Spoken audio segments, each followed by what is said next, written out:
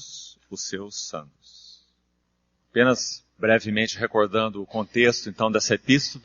O foco da epístola de Paulo aos Tessalonicenses, escrito, então, para essa igreja que tinha um testemunho tão vigoroso do Senhor, é a vinda do Senhor Jesus e o seu significado para os santos. A segunda epístola também menciona a vinda do Senhor Jesus, mas com ênfase no significado dela para o mundo. E ontem nós já vimos os 2 primeiros capítulos, versos finais de cada um, que fazem referência à vinda do Senhor Jesus, e o mesmo acontece nos 5 capítulos. Os últimos versículos tratam da vinda do Senhor Jesus, com focos e abordagens e ângulos diferentes. Então ontem nós já vimos 2 ângulos, 2 capítulos. Faltam esses 3, e nós vamos procurar encaixar isso nessa primeira hora, já que às 10h30 nós vamos fazer um intervalo de 10 minutos e seguirmos para uma segunda sessão onde vamos precisar avançar. Nesses 3 capítulos finais da epístola, o 3, 4 e 5, há uma ênfase então, uma abordagem diferenciada do que já vimos até aqui. Ontem, em especial, gostaria rapidamente de reforçar essa nota. Nós vimos que a estratégia, o trabalho principal do maligno nos dias em que vivemos e viveremos, que se antecedem imediatamente à vinda do nosso Senhor, será caracterizada por aquela palavra que nós vimos ontem, Daniel, capítulo 7, verso 25, e ele magoará os santos do Altíssimo. Lembrando os irmãos, uma vez mais, por causa da importância disso, o desafio disso para nós como Assembleias do Senhor, aquela palavra tem um sentido mental, não é um sentido físico em primeiro plano, não. É um sentido mental. Falamos que essa palavra tem uma raiz aramaica. Se você estudar essa palavra, você vai ver que o sentido dela é mental. A ideia é um esgotamento mental, um desgaste mental, um consumir mental, uma aflição mental, de tal forma que os santos do Altíssimo se vejam completamente incapazes de seguir com o Senhor.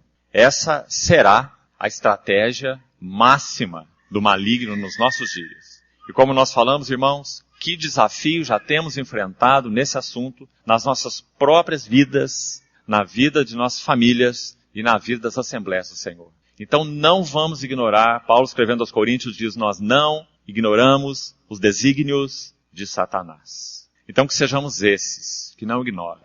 Se nós dissermos assim, o mundo sempre foi como é desde Adão, você estará certo. A iniquidade sempre foi o que é desde Adão. Mas você estará errado num outro ponto, em que a palavra de Deus nos diz que os dias que antecederão a vinda do Senhor Jesus serão dias de especiais trevas. Ou seja, haverá uma intensificação de tudo aquilo que o homem tem experimentado desde que foi expulso da presença do Senhor no Éden. Mas nós viveremos uma intensificação tremenda desse assunto. Então, essa palavra nos ajuda muito. Porque ela fala exatamente desse período final em que experimentaremos, se estivermos aqui, queira o Senhor que não, o governo provisório do anticristo. E nós vimos ali em Daniel 7 que essa será a sua tarefa específica, magoar os santos do Altíssimo. Então que o Senhor nos ajude a tratarmos esse assunto nas nossas vidas. E observar em que níveis isso tem sido verdadeiro para nós. Irmão, você não tem percebido um desgaste muito mais intenso no sentido que se refere às coisas do Senhor? A vida da Assembleia, o reunir, orar, meditar na palavra do Senhor. Por que a igreja tem sido tão fraca? Irmãos, há uns anos atrás, vários anos atrás, lendo uma literatura de um irmão chamado A.W. Tozer, muito conhecido, considerado um profeta de Deus na sua geração, e sem dúvida o foi.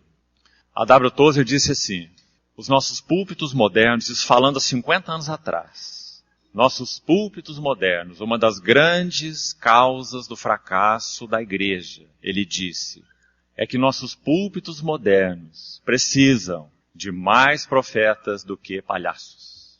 Como nós temos tido entretenimento usando púlpito. Que o Senhor nos ajude a refocarmos a necessidade extrema que nós temos da sua palavra. Nosso irmão Delcio ontem nos lembrava sobre isso. Meditação na palavra, comer a palavra, gastarmos tempo com a palavra. Quão necessário é isso? Para que nós possamos ser revigorados, fundamentados, fortalecidos, edificados. Porque, irmãos, quantas vezes nós nos parecemos crianças apressadas, que passam correndo pelos corredores do reino, sem saber o real valor de nada. De nada. Então vivemos vidas superficiais, menininhos espiritualmente. Menininhos com 50, 60, 70, 80 anos de idade. Mas menininhos e menininhas, apressados nos corredores do reino, se distraindo para cá e para lá, conferências, reuniões, mas sem saber nunca o real valor de nada. Que o Senhor nos guarde, que o Senhor nos encoraje, que o Senhor nos leve a arrependimento. Sem dúvida nenhuma, a palavra talvez de ordem para a igreja dos nossos dias hoje é essa. Arrepende-te.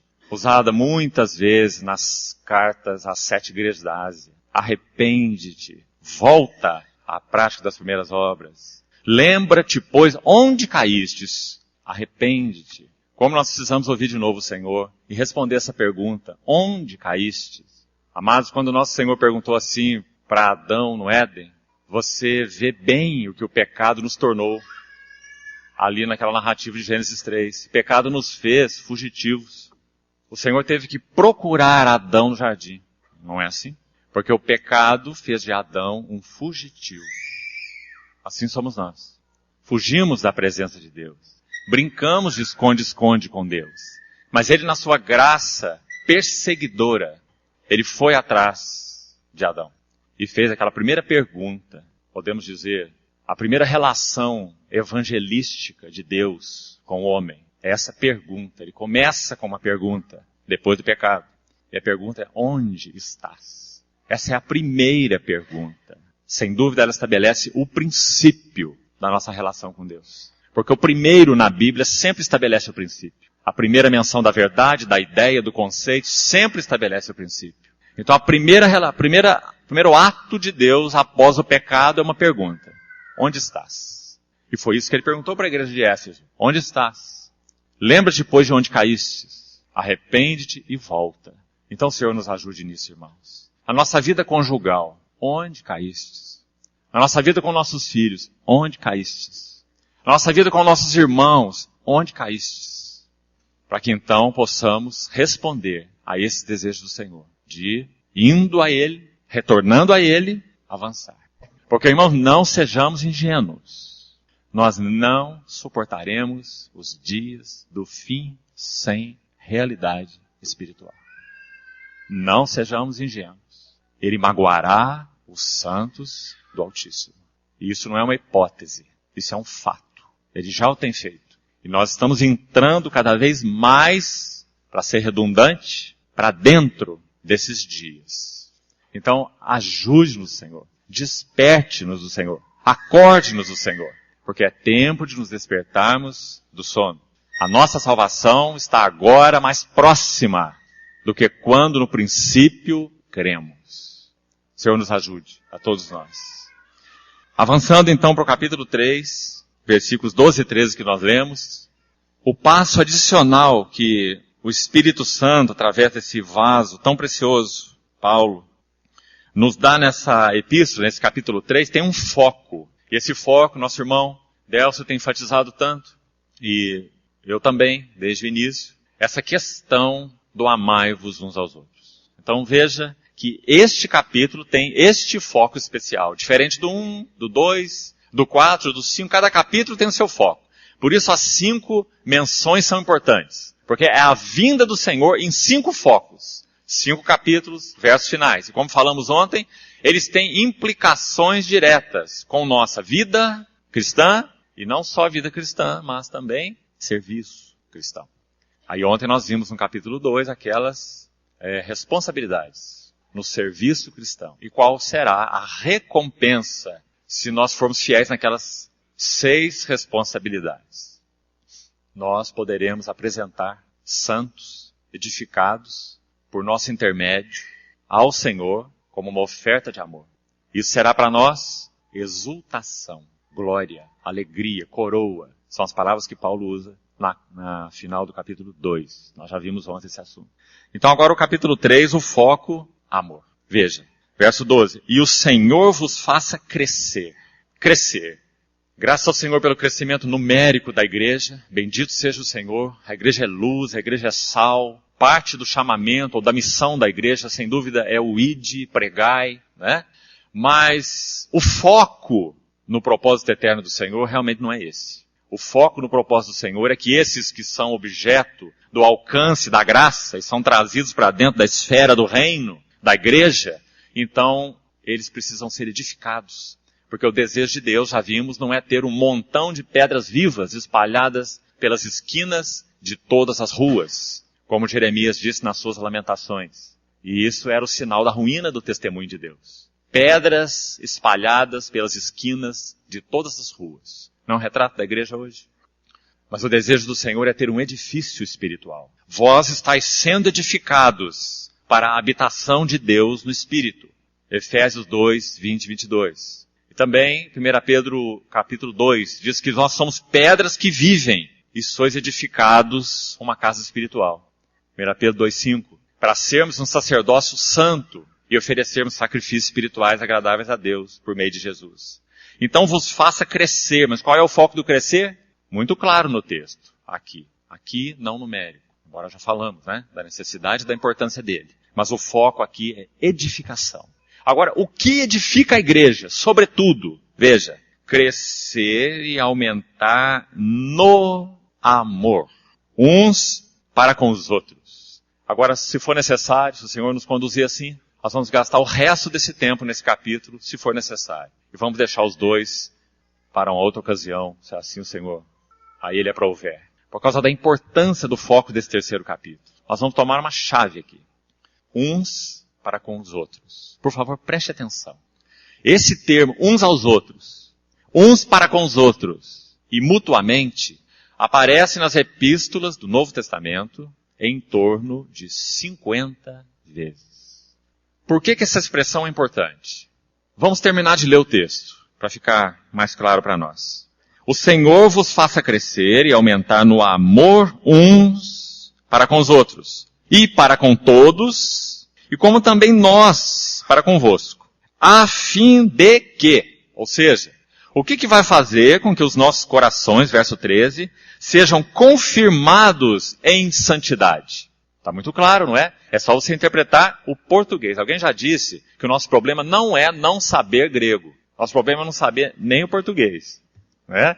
Então leia e interprete. O que vai nos fazer ser confirmados em santidade? Crescer e aumentar no amor uns para com os outros. Se nós não aumentarmos no amor, nós não seremos confirmados na santidade. Que maravilha isso. Está dizendo que o amor vem antes da santidade. Né? Na verdade, a santidade está dentro do amor. Né? Vem antes, digamos, no sentido da necessidade. Então, se nós não estivermos avançando no entendimento do que é amar uns aos outros, e nós vamos fazer isso nessa primeira sessão, vamos ler vários versículos, onde o bondoso Espírito Santo vai destrinchar e elucidar para nós o que é amar uns aos outros. Sabe por quê, irmãos? Porque muitas vezes nós reduzimos amar uns aos outros assim, ou irmão, eu te amo em Cristo, ou amado. Essas frases se tornam clichês, né? Como vai amado? Você nem sabe o que está falando. Falar o nome dele e amado é a mesma coisa, muitas vezes, não é? Como vai amado? Não amado, sim amado. E o amado virou um nome, como qualquer outro nome, não é? E por aí nós vamos. Então, o Espírito Santo não nos deixa fazer isso, não que isso esteja errado. Irmãos, acho que estão me entendendo, não é? Mas não vamos transformar isso em clichês. Porque o Espírito Santo vai nos ajudar, nós vamos ver. E vamos ver alguns poucos versículos, né? Porque são quase 50. Você poderia fazer essa tarefa na sua casa. Pegar a sua concordância, sua chave bíblica e buscar os versículos. Uns aos outros. Uns para com os outros. Mutuamente. Porque o Espírito Santo vai, como eu disse, destrinchar o que é amar. Você se lembra um encarte de jornal? Não sei se ele ainda existe. As namoradas lá antigamente gostavam muito de colecionar aquele encartezinho do jornal. De um cartunista. Que dizia assim, amaré. Você se lembra do amaré? Amaré. Aí vinha uma frase. Umas frases lindas, né? E aqui está o Espírito Santo fazendo isso com a Bíblia. Amaré. O Espírito Santo vai nos ajudar. Com pelo menos 50 encartes desse cartunista celestial. E nós vamos entender o que é amar. Primeiramente no sentido positivo. E depois no sentido negativo. Porque ele também fala, amar não é. E aí nós vamos entender o que amar não é. Para que nós não façamos isso uns com os outros. Então vamos repetir. O Senhor vos faça crescer e o Senhor vos faça aumentar no amor. Uns para com os outros. Para quê? Para que sejais confirmados em santidade. Irmão, não há nada mais santificador do que o amor. Nosso Senhor Jesus nos amou, por isso Ele nos santificou. João 17. Aquela oração é chamada de o Santo dos Santos da Bíblia. Alguns irmãos já disseram que nós devíamos ler aquele capítulo de joelhos. Porque o nosso Senhor Jesus está à sombra da cruz. Ele está orando e mostrando que para Ele era o mais essencial. Em primeiro lugar, o mais essencial para Ele. Fazer a vontade do Pai. Para isso Ele veio. Segundo, trazer aqueles que pertenciam a Ele a compreender qual era a realidade espiritual que Ele tinha de relação de amor com o Pai. A fim de que o amor com que me amastes, é Ele e o Pai, só os dois, Ele está orando ao Pai. A fim de que o amor com que tu me amaste esteja neles. E eu neles esteja. Que maravilhoso. Você vê? Então são dois focos naquela oração. O ardente desejo do Senhor Jesus de fazer a vontade do Pai, com todas as suas implicações. E Ele sabia qual era a implicação. A implicação é que Ele, o amado Filho, do seio do Pai, seria separado. Mas o seu desejo, ninguém ia o dissuadir disso, era ir até o fim com relação a fazer a vontade do Pai. Mas há um outro elemento naquela oração, e é esse. Que aqueles que foram confiados a Ele fossem realmente introduzidos na experiência, na realidade, no conhecimento espiritual do amor de Deus por Ele, o Filho, como nós já citamos o versículo. Então, os irmãos, vejam. Por isso a história diz que o amado discípulo e apóstolo João, segundo a tradição, quando já muito velhinho, porque foi assim que ele morreu, avançado em dias, provavelmente com mais de 90 anos, ele era conduzido, já muito fraco e sem condições de se locomover. Era conduzido à reunião dos irmãos, pelos próprios irmãos. E era colocado ali na reunião, entre os irmãos. Quando era pedido a ele que dissesse uma palavra aos irmãos, então ele dizia, filhinhos, amai-vos uns aos outros. Porque o amor procede de Deus, é aquele que ama, conhece a Deus. Então, irmãos, esse é o caminho da igreja. Amar-nos uns aos outros. Agora, é claro, isso inclui muita coisa. Amar-nos uns aos outros inclui admoestarmos uns aos outros. Quando nós não admoestamos, é porque nós não amamos. Amar uns aos outros significa falarmos a verdade uns para com os outros. Amarmos uns aos outros significa disciplinarmos uns aos outros. Amarmos uns aos outros significa nos submetermos uns aos outros. Amarmos uns aos outros significa convidarmos os outros para participar da casa do nosso coração. Então você vai encontrar, como eu disse, pelo menos 50 referências do que significa, na prática, amar-nos uns aos outros. Então o Senhor vos faça crescer e aumentar no amor uns para com os outros, a fim de que os vossos corações sejam confirmados em santidade. Antes de citarmos alguns versos sobre então o que é esse amor segundo o Espírito Santo, esse amor prático, para nós termos um termômetro para medir nossa febre, para sabermos onde estamos, ou talvez onde caímos, para que possamos nos arrepender diante do Senhor, graças a Deus pela sua palavra, nesse sentido, nesse aspecto também, ela vem a nós com essa finalidade, né? E então, é isso que vamos fazer nessa manhã. Agora, ainda antes disso, eu queria que os irmãos lessem 2 versículos. O primeiro está em Filemon. Procura essa carta com cuidado aí, porque, como disse o irmão, ela está em algum lugar de Gênesis e Apocalipse. Mas ela está aí. Filemon. Antes de Hebreus. Filemon. Uma linda carta de amor. Essa é uma das epístolas de prisão. Paulo escreveu na 3ª fase da sua vida e do seu ministério, quando ele estava preso numa prisão domiciliar em Roma, de onde ele escreve Efésios, Filipenses, Colossenses e Filemon. Então essa linda carta de amor, Filemon, veja o que diz nos versos 6 e 7. Preste atenção aí. Para que a comunhão da tua fé, claro, Paulo está falando para Filemon, a comunhão da tua fé se torne eficiente no pleno conhecimento de todo o bem que há em nós. Agora vamos corrigir uma coisinha aqui. Para com Cristo, na maioria das versões, assim é a revista atualizada, é mais acertadamente por causa de Cristo. Então, no conhecimento de todo o bem que há em nós por causa de Cristo. Então, em primeiro lugar, Paulo está dizendo, no verso 6, que a comunhão da fé de Filemon vai ser eficiente, e mais eficiente, na medida em que ele mesmo conhecer todo o bem que há nele e em nós por causa de Cristo. Isso significa que a graça e o amor de Deus em Cristo Jesus é uma enciclopédia de muitos volumes.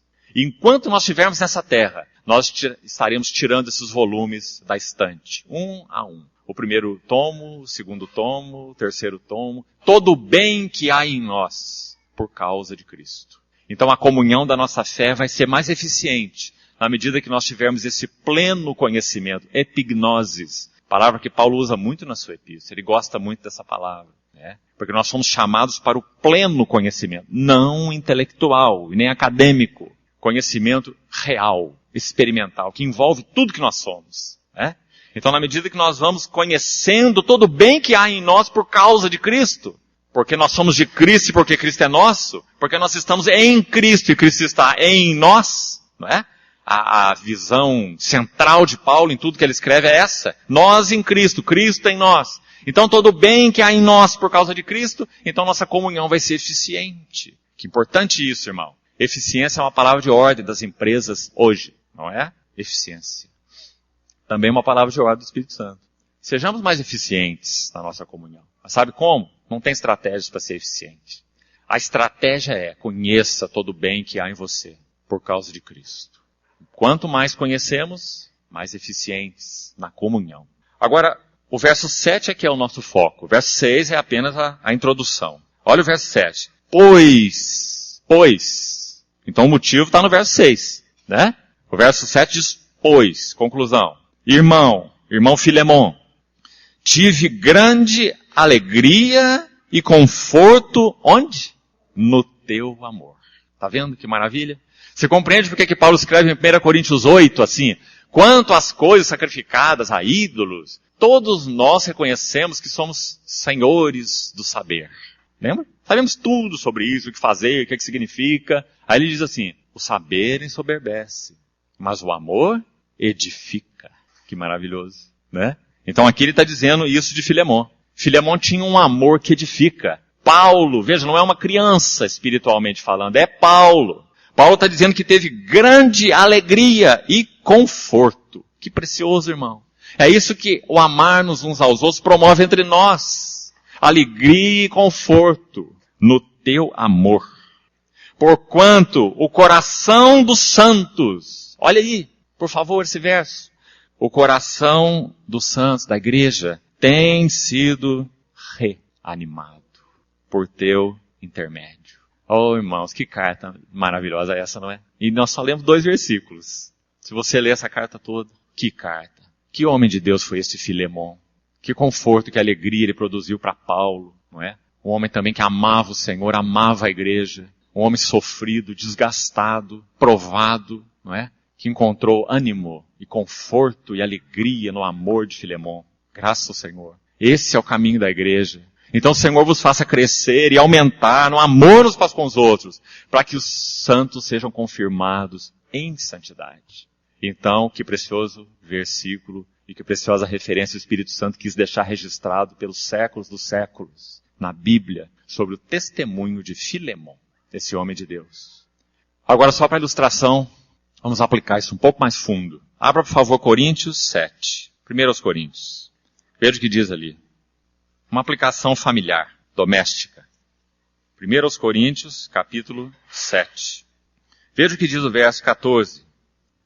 Você está vendo que o tema desse capítulo são assuntos relacionados à família e particularmente a casamento. Onde Paulo diz, muito claramente, verso 12, se algum irmão tem uma mulher incrédula, mas essa mulher consente em morar com ele, que ele não a abandone. Se a mulher, ao contrário, tem um marido incrédulo e esse marido também consente em viver com ela, que ela não deixe o marido. Agora veja o verso 14. Por quê? Esse porquê aqui, no momento, é o que nos interessa. O marido incrédulo é santificado no convívio da esposa crente.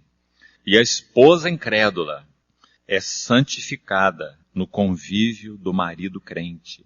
De outra sorte, os vossos filhos seriam impuros, porém, agora são santos.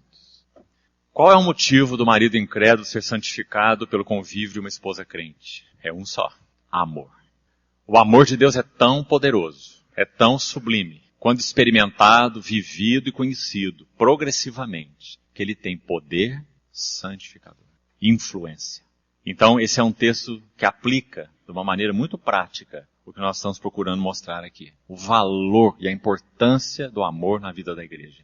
Por isso, aumentar no amor, veja a relação de Tessalonicenses. Aumentar no amor para ser confirmado na santidade. E a mesma coisa está escrita nesse texto.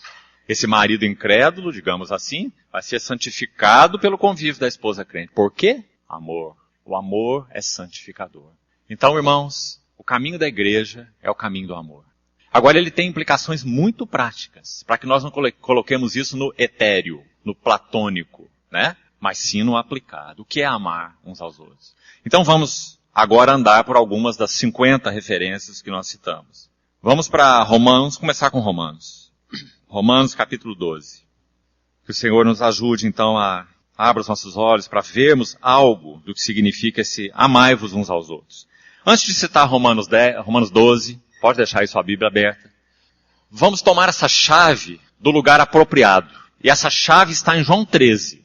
Se você abrir João 13, de 33 a 35, você vai ver que o nosso Senhor coloca uma frase ali tremenda. Ele diz assim: novo mandamento vos dou. Novo. Nunca antes foi dado, nem experimentado. Novo mandamento vos dou, que vos ameis uns aos outros. Se parasse aqui, não seria novo. Porque na lei de Moisés já estava escrito: amarás o teu próximo como a ti mesmo. É a mesma coisa. Amai-vos uns aos outros. Nesse padrão, ama o outro como você ama você. Essa é a lei. Então não é novo. Mas o Senhor disse: novo mandamento vos dou, que vos ameis uns aos outros como eu vos amei. Então ele é novo. Porque como o Senhor nos amou, não tem nada disso na lei. Por que não? Porque o capítulo 13 de João mesmo, no primeiro versículo, descreve como o Senhor nos amou. Ora, tendo chegado a festa da Páscoa, sabendo Jesus que era chegada a sua hora de passar deste mundo para o Pai, tendo amado os seus que estavam no mundo, amou-os até ao fim. Esse é o versículo 1 de João 13. Então esse é o amor do Senhor. Como? Até o fim. Até onde? Até o fim. Então amai-vos uns aos outros como eu vos amei. Então o amor de Deus não tem se. Irmão, eu te amo se você tiver a mesma posição doutrinária que eu. Irmão, eu te amo se você for um milenista. Se você for um amilenista, eu não consigo te amar. Eu amo você se você for um calvinista. Não consigo amar arminianos. Não é? Isso não é o amor de Deus. É amou-os, amou-os, amou-os até o fim. Por falar em calvinistas e arminianos, você conhece uma história que envolve John Wesley e George Whitefield? George Whitefield, digamos assim, era um conhecido calvinista, reformado. E John Wesley é um conhecido arminiano, que cria que a salvação, de alguma maneira, poderia ser perdida. Nosso irmão ontem à noite falou um pouco sobre isso. Então os discípulos de John Wesley eram bastante ferozes. E certa vez perguntaram assim para George Whitefield, esse que era, então, digamos, calvinista, reformado. Perguntaram assim: irmão George Whitefield, quando nós estivermos no céu, será que nós vamos encontrar John Wesley? Sabe o que ele respondeu? Não. Sabe por quê? Ele disse. Sabe por quê? Porque ele vai estar tão perto do trono de Deus e nós tão longe que não vamos nem conseguir vê-lo. Que maravilhoso. Né? A visão de George Whitefield. Independente da convicção de John Wesley, ele sabia que aquele homem vivia uma vida tão santa, tão para Deus, tão cheia de Deus, que ele ia estar muito perto do trono. Então, irmão, Senhor, nos ajude a compreender esse amor-os até o fim, porque esse é o caminho da igreja. Então vamos a Romanos 12. Amai-vos uns aos outros como eu vos amei. Essa é a chave. Uns aos outros. João 13, 34. Uns aos outros, como eu vos amei. Até o fim. Agora, dos muitos versículos, vamos a alguns. Romanos 12, 10. Veja. Amai-vos cordialmente. Aqui uma palavrinha foi incluída antes do uns aos outros. Você está vendo aí? Amai-vos cordialmente uns aos outros. Aí de novo aqui vamos tomar cuidado com a fraseologia puramente literal. Na nossa linguagem, o que é ser cordial? Oh, aquele irmão é tão cordial. Aquele indivíduo, aquele cidadão é tão cordial. Significa que ele é gentil, educado, cortês, né? Mas na Bíblia ser cordial significa ser do coração. Isso é cordial, esse córdios aí é do coração. Então, o que significa amar, segundo esse versículo aqui, já tem uma outra frase aí logo em seguida, né? Sobre uns aos outros de novo. São duas num versículo só. Então, a primeira, amai-vos cordialmente uns aos outros. Vamos ilustrar assim. Precisamos aprender segundo os critérios do Espírito, né? O mover do Espírito. Tudo isso é relacional, não é estratégico, não é legalismo. Temos que fazer, então vamos fazer e fazer de qualquer maneira, porque o mover do Senhor na igreja é um mover relacional, né? Mas esse amai-vos cordialmente uns aos outros significa nós precisamos abrir as portas do nosso coração para os nossos irmãos. Se alguma porta há de se fechar, que não seja a nossa. Para que se algum dia aquele irmão que fechou a porta para nós de alguma maneira, se ele abrir que uma fresta que seja da sua porta, ele vai ver que a nossa sempre esteve aberta. Essa deve ser a nossa atitude. Então isso é amai-vos cordialmente uns aos outros. Isso é um desafio para nós. Porque nossa porta é tão estreita, irmãos, de tantas maneiras. Como a igreja, as assembleias do Senhor, nos nossos dias, tem sofrido, irmãos. Sofrido com divisões, divisões e divisões e subdivisões das subdivisões. As histórias seriam cômicas se não fossem trágicas. Ouvi um irmão dizer que nos Estados Unidos, há um tempo atrás, um grupo, uma assembleia, resolveu praticar o lava-pés literalmente. Precisamos lavar os pés. E vamos fazer isso literalmente. Porque entenderam o assunto espiritualmente, a importância. Então também queriam fazer literalmente. Então vamos fazer. Como vamos fazer? Como? Como é sempre uma palavra muito delicada. A palavra que os fariseus mais perguntavam era como. Quando o cego foi curado, eles perguntavam assim, como isso sucedeu? Como pôde acontecer? E o cego falou, eu sei que eu era cego, agora eu vejo. Vocês querem entender como? Pergunta para quem fez o milagre, não é? Mas o fariseu sempre preocupa com o como e o como. Então, perguntaram entre eles, como nós vamos fazer essa celebração, lavar os pés? Aí um grupo disse assim, eu penso que nós devemos lavar ambos os pés. E um outro grupo disse, não, vamos lavar um pé só, por que lavar os dois pés? Então já tiveram a primeira divisão. O grupo que lava um pé, o grupo que lava dois pés. Aí depois o grupo que lava um pé disse assim, nós vamos lavar com água quente ou com água fria? Aí um grupo achou que devia lavar com água morna e o outro com água fria. Então o grupo dos irmãos que lavam pés, um pé só e água fria, não é? Poderiam colocar uma placa lá no local de reunião, não é? Igreja dos lava-pés, um pé só de água fria. A igreja que lava pés, dois pés com água morna, não é? Igreja que lava pé, um pé só com água quente, ou fria, não é? E aí nós já tivemos 4 divisões, porque nós somos tão estreitos, tão estreitos. Então Efésios 4 diz assim, preservando a unidade do Espírito no vínculo da paz. Porque, irmãos, não há nada que ofenda mais o Espírito Santo do que divisão. A grande epístola sobre divisão é 1 Coríntios. Graças ao Senhor por 1 Coríntios. Eu sou de Paulo, eu sou de Cefas, eu sou de Pedro, né? Paulo, Cefas, Apolo, 3, e eu sou de Cristo. Dividindo em torno do nome de Cristo. Onde que aquele grupo estava errado?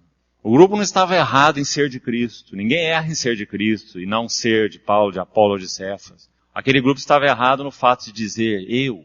Essa é a palavra errada. Aquele grupo teria que dizer para todos os outros, nós somos de Cristo. E não eu sou de Cristo. Quando eu digo eu sou de Cristo, mas você é de Paulo, eu estou me dividindo em nome de Cristo. Mas quando eu digo para aquele que diz que é de Paulo, quando eu digo nós todos somos de Cristo. Então nós entendemos a unidade da igreja. Então nós podemos nos dividir até usando o nome de Cristo. E muitos já têm feito isso, de muitas maneiras. Então, amai-vos cordialmente uns aos outros, com amor fraternal, preferindo-vos em honra uns aos outros. Creio que não há como ler essa frase aqui nesse versículo e não nos lembrar de Filipenses 2, né? Considerai cada um os outros. Mais um versículo que trata esse assunto do amar prático. Considerai cada um os outros superiores a si mesmo. Como nós já falamos em outra ocasião para os irmãos. Por que nós crescemos tão devagar? Um dos motivos, tem vários motivos, porque crescemos devagar. Um deles, nós olhamos para os irmãos como nossos alunos e não como nossos mestres. Se nós olhássemos para todos os irmãos como nossos mestres, nós cresceríamos muito mais depressa. Cristo seria ministrado a nós através de todos os irmãos e irmãs. Porque há uma medida real de Cristo em cada irmão e em cada irmã. E nós precisamos aprender do nosso Cristo, através de cada irmão e de cada irmã. Isso é preferir em honra uns aos outros.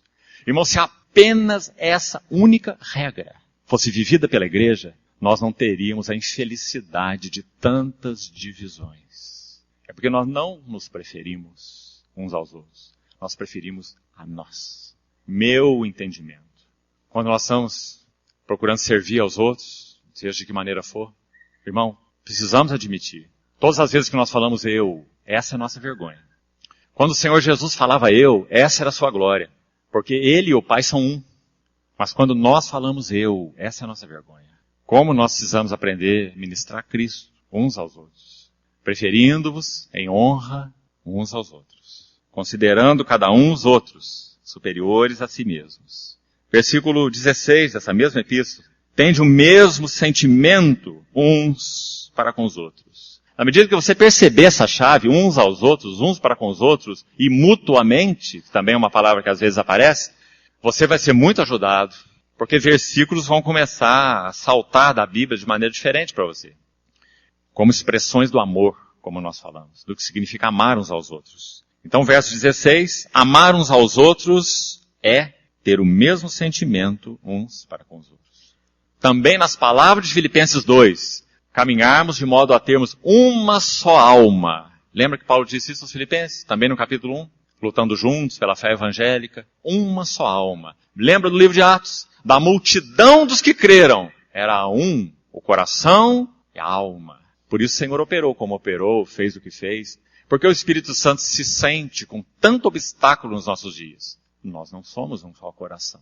Nós não somos uma só alma. Então, como o Espírito Santo vai ter largueza entre nós? Ele nunca vai nos abandonar, graças ao Senhor. Ele está em nós e está para sempre. Mas o Espírito Santo estará gemendo em nós. Nós colocamos o Espírito Santo numa camisa de força, porque nós não temos um só coração e uma só alma. Então, precisamos lembrar de onde temos caído, para que o Senhor nos ajude nesse assunto. Irmão, isso não é ser ingênuo. Isso não é ser leviano, nem descomprometido, muito pelo contrário. Há um lugar maravilhoso para a verdade dentro do amor. E seguindo a verdade, em amor, cresçamos em tudo, naquele que é o cabeça, Cristo. Então, amor não é uma questão sentimental, como falamos, nem etérea, suspensa no ar. Ele é muito prático, envolve muita coisa. Por isso ele é maravilhoso. Verdade, disciplina, exortação, suporte, encorajamento, tudo isso é amar, não é? Então precisamos ser mais robustos no amor uns para com os outros, para que o Espírito Santo encontre largueza no nosso coração, para nos corrigir, exortar, levar-nos ao arrependimento. Irmãos, foi porque o nosso Senhor Jesus amou e amou até o fim, que quando Pedro nega a terceira vez, e dizendo, não conheço esse homem, anátema Jesus, já explicamos o quão forte é essa palavra, dizendo que Jesus é um maldito. Não conheço esse homem. Então, quando o Senhor sai da casa do sumo sacerdote, já preso, escoltado, ninguém podia ter acesso a ele, ninguém teve. Ele olha simplesmente para Simão Pedro de longe, diz os evangelhos. E quando Pedro registra isso na pena de Marcos, em Marcos 14, ele é que está escrevendo. E ele é que diz que ele anatematizou Jesus. Então é dito que ele saindo chorou amargamente. Por quê? Os olhos, Apocalipse 1 diz que os seus olhos são como chamas de fogo. Então quando ele lá de longe olhou para Pedro, o coração de Pedro foi desnudado. Sabe em que sentido? Aquele que estava olhando para Pedro foi aquele que amou até o fim. E por isso o coração de Pedro foi esmiuçado, por causa do amor daquele que ele havia negado. Oh, irmãos, o amor do nosso Senhor. Que amor conquistador, que amor extravagante, que amor ilimitado, que amor tremendo. Então Pedro chega ao zero na sua relação com o Senhor. Fundo do poço. Como nós sabemos disso? João capítulo 21. É a prova. Sabe por que é a prova? Porque Pedro era um pescador profissional, experiente. Ele chegou tão ao fundo do poço que depois de 3 anos e meio, tendo deixado a rede, o barco e seu pai, e negou o Senhor, anatematizou o Senhor, viu o Senhor só de longe, então agora ele chega a uma conclusão. A minha vida está acabada. Então o que eu vou fazer? Eu vou pescar. Porque é isso que ele sabia fazer. Você vê? Eu vou pescar. Isso é o sinal que a vida dele estava no zero. Acabou. Eu disse que o meu Senhor é maldito. Para mim acabou. Vou pescar. Ele foi pescar. E nada apanhou. Sabe por quê? Ele estava pescando no lago de Genezaré. Abundante em peixes. Pescando na melhor hora, madrugada. E ele era um pescador profissional. Ele não pegou nada. Nenhum peixe. Por quê?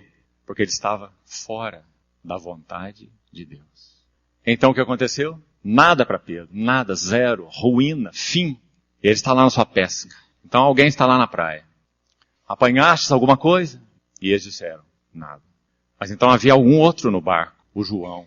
O amado discípulo. Que conhecia o Senhor de uma maneira mais íntima. E aí dentro do barco, companheiro de Pedro, ele disse assim, é o Senhor. E você lembra o que aconteceu ali? Aquele lindo capítulo? Pedro não podia esperar nem o barco chegar na praia. Diz que ele se cingiu com uma túnica e se lançou na água.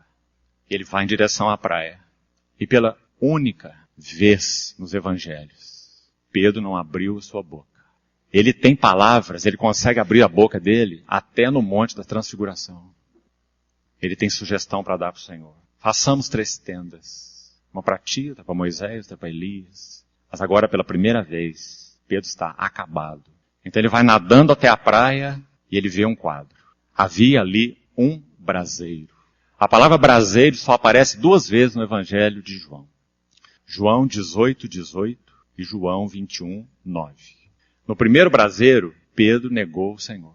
Quando ele estava ali aquentando o fogo. Você se lembra? Ele disse, eu não conheço esse homem. Aquele foi o quadro onde ele negou o Senhor.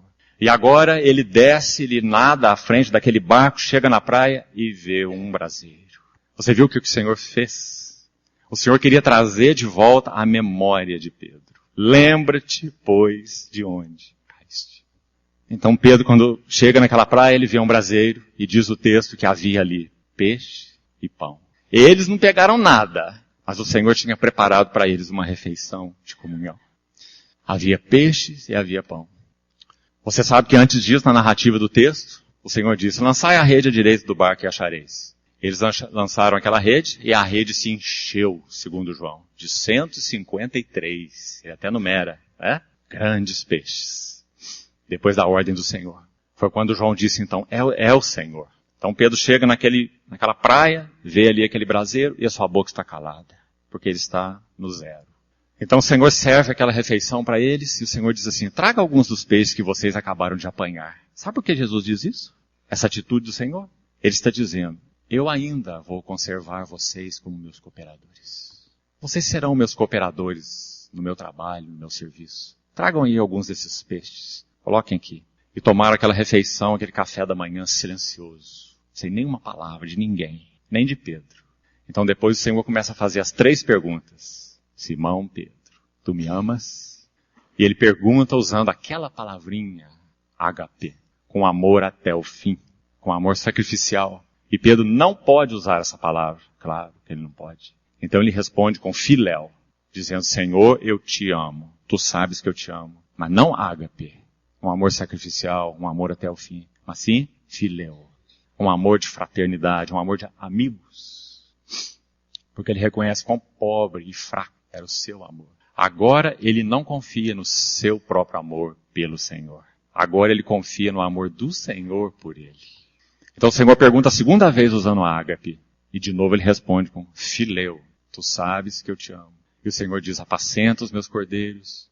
Pastoreio os meus cordeiros. Falando de alimentar, falando de cuidar. Porque ele está mostrando que ele está reintroduzindo Pedro na base da graça, para que ele assumisse a responsabilidade de cuidado com outros, porque a graça sempre faz isso. Deus não nos dá graça pela graça. Ele nos dá graça para nos habilitar, para respondermos aos desejos do seu coração.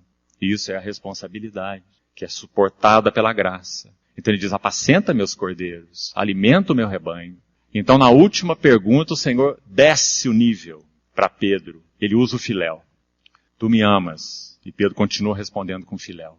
Ele diz, quando você era jovem, você se cingia e ia para onde você queria, andando segundo você mesmo. Mas quando fores mais velho, outro te cingirá e levará para onde não queres. Que precioso. Você sabe o que aconteceu com esse Pedro, esse Simão. Simão significa instável.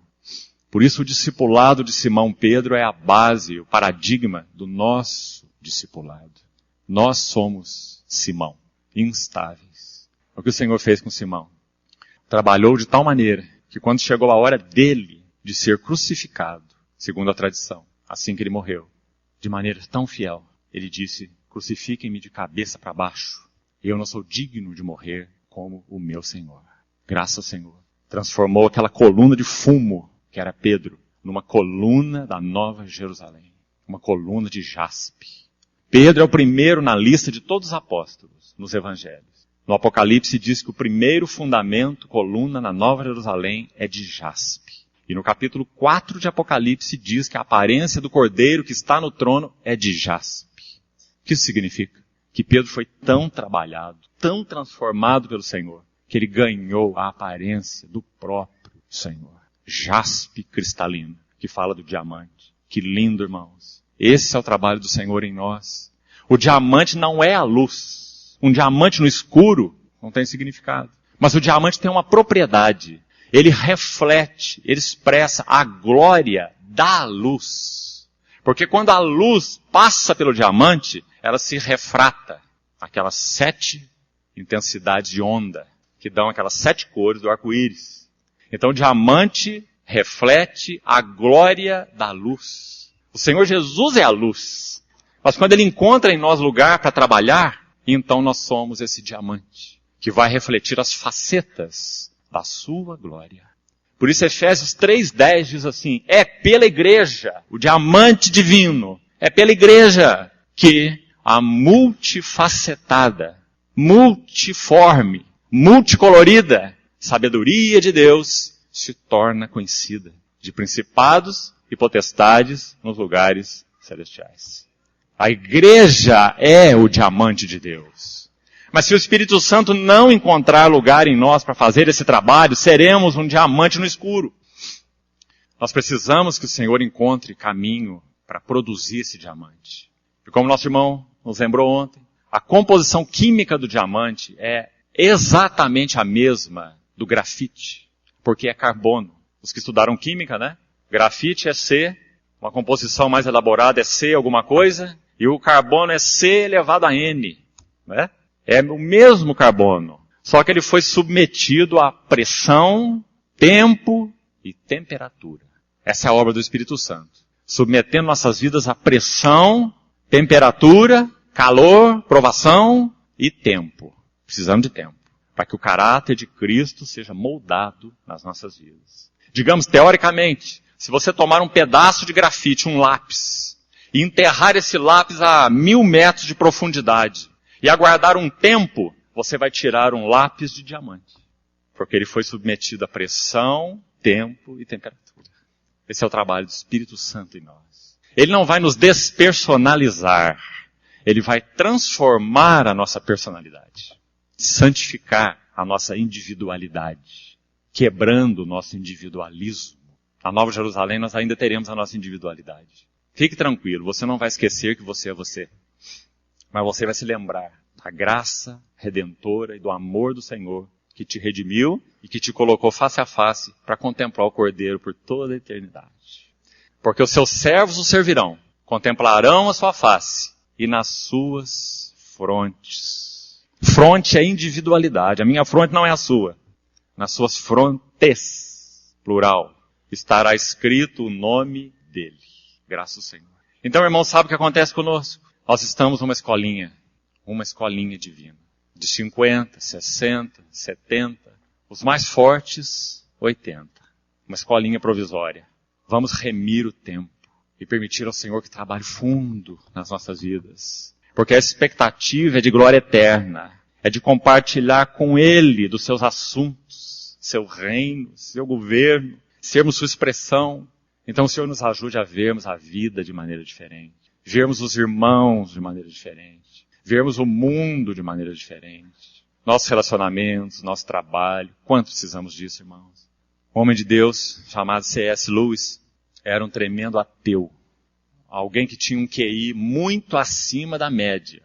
C.S. Lewis, professor de literatura infantil na Universidade de Oxford, na Inglaterra. Um gênio. Sabe o que aconteceu com esse gênio? Nosso Senhor tem um amor especial pelos ateus.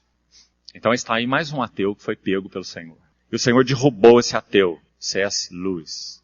E de muitas maneiras ele se tornou um apologeta cristão. Porque ele conheceu o Senhor Jesus. E se rendeu ao Senhor Jesus. Então ele escreve uma linda autobiografia. Você devia ler. Se chama Surpreendido pela Alegria. Um lindo livro. Veja o nome que ele deu.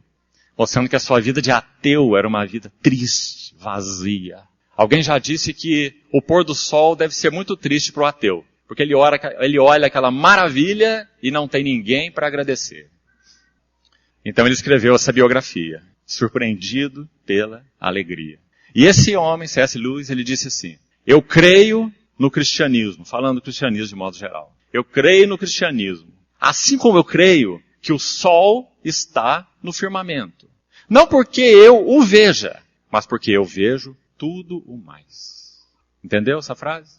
Mesmo que num dia nublado, pesado, em que você não vê o sol, você não continua, você não descrê do sol. Você sabe que o sol está no firmamento, você não vê o sol, mas vê o dia. Tudo está claro por causa do sol. E você vê também todas as coisas. Então que frase é essa? Um tanto filosófica, né? Esse irmão era um filósofo. Ele diz que ele compreendeu agora o significado da vida, das pessoas, do trabalho, dos relacionamentos, porque agora ele conheceu o Senhor Jesus. Ele viu o sol. E quando ele não vê o sol, ele ainda vê todas as coisas, por causa do sol. Até naquele dia em que nós veremos o sol, face a face. O sol da justiça, trazendo salvação nas suas asas. Então, como nós estamos vivendo hoje, pela graça do Senhor, nós estamos vendo todas as coisas. Irmãos, quão sábio é um cristão, não é? Quão sábio é um cristão que anda segundo o Espírito. Mais sábio do que qualquer sábio, humanamente falando. Ele vê as coisas. Ele sabe quem Deus é. Ele sabe o significado da vida. Ele sabe o significado dele mesmo. Ele sabe o significado das coisas. Ele sabe o significado da igreja. Não é? Então, que o Senhor nos ajude a avançar nesses assuntos e aprendermos realmente a praticar essa vida de amor uns aos outros, para que possamos crescer na santidade. O amor santifica. Todos compartilhamos até aqui é por causa desse ponto. O amor santifica. Foi esse amor que santificou Pedro, que negou o Senhor daquela maneira. Foi esse amor que foi em direção a Judas, com o mesmo propósito, dando todas as oportunidades a ele, para que ele se arrependesse. Um amor tão forte, mais forte que a morte, que de alguma maneira Judas, o traidor, não pôde suportar esse amor. Agora de uma outra maneira. Então ele tirou a sua própria vida, em remorso. O amor extravagante do Senhor. O Senhor amou a Judas? Não tenha dúvida, irmão. Não tenha dúvida. Jesus não é hipócrita. Ele ofereceu para Judas o bocado molhado. Isso é um gesto de deferência. O Senhor escolheu honrar Judas naquela última ceia, servindo a ele o bocado molhado. O Senhor amou Judas e amou até o fim, assim como ele amou todos os outros discípulos. Então que o Senhor nos ajude a reconhecer isso, e praticar e viver esse amor uns para com os outros. Nós vamos abrir de novo, 1 aos Tessalonicenses. 1 aos Tessalonicenses. Nós vamos deixar os textos relacionados ao amai-vos uns aos outros, e vamos seguir com a carta aos Tessalonicenses, fazendo também as duas menções dos capítulos 4 e 5, versos finais, sobre a vinda do Senhor. Nós vamos fazê-lo nesses minutos iniciais, porque entendo que devemos dar mais um passo, ainda nessa manhã, e amanhã já será o último dia.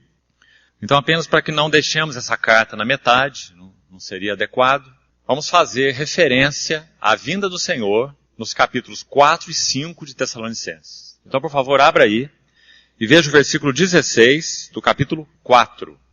Nós vamos aqui destacar uma nota só. Há notas preciosas aqui. A questão do arrebatamento, a questão do espírito do arrebatamento, visto sobretudo no primeiro que foi arrebatado. Nós seremos arrebatados para o encontro do Senhor nos ares, diz o verso 17. O primeiro que foi arrebatado foi Enoque, estabelecendo o princípio, como nós falamos, do arrebatamento. Qual é a chave para o arrebatamento? Onde está? Enoque, o primeiro que foi arrebatado. Qual era a chave da vida de Enoque? Enoque andou com Deus. Essa é a chave do arrebatamento. Esse foi o primeiro arrebatado. Me lembro que numa outra vez, já compartilhamos uma historinha verdadeira com os irmãos, que uma meninazinha, de uns 12 ou 13 anos, foi à reunião dos irmãos, seus pais não foram, e ela ouviu uma palavra sobre a vida de Enoque. Então ela chegando em casa, os pais perguntaram o que foi compartilhado na reunião. Ela foi reproduzir o que ela entendeu sobre a história de Enoque. Ela disse assim para os seus pais: um irmão compartilhou sobre Enoque. Ele disse que esse Enoque foi andando com Deus, até um ponto em que Deus disse assim a ele: Enoque, você está já tão longe da tua casa, e tão perto da minha, que agora dê um passo mais e fique comigo. Ou seja, a história dela foi perfeita. Talvez a mensagem dela tenha sido melhor do que a mensagem do irmão. Porque essa é a chave da vida de Enoque. Porque arrebatamento não é, sobretudo, uma mudança de lugar. Uma mudança geográfica. Arrebatamento é o clímax de uma realidade espiritual. Em outras palavras, se o nosso coração já está lá, então é para lá que nós iremos. Porque onde está o nosso tesouro, aí também estará o nosso coração. Então erramos se entendemos arrebatamento primordialmente como uma mudança geográfica. Saímos da terra e irmos para os ares. Mudança geográfica. Mas nós não sairemos da terra e iremos para os ares sem um câmbio na realidade espiritual. Sem que o nosso coração esteja lá. Pensai nas coisas lá do alto, onde Cristo vive, assentado à destra de Deus. A palavra pensai, a palavra pensai, no texto de Colossenses 3, significa ter uma atitude definida de mente.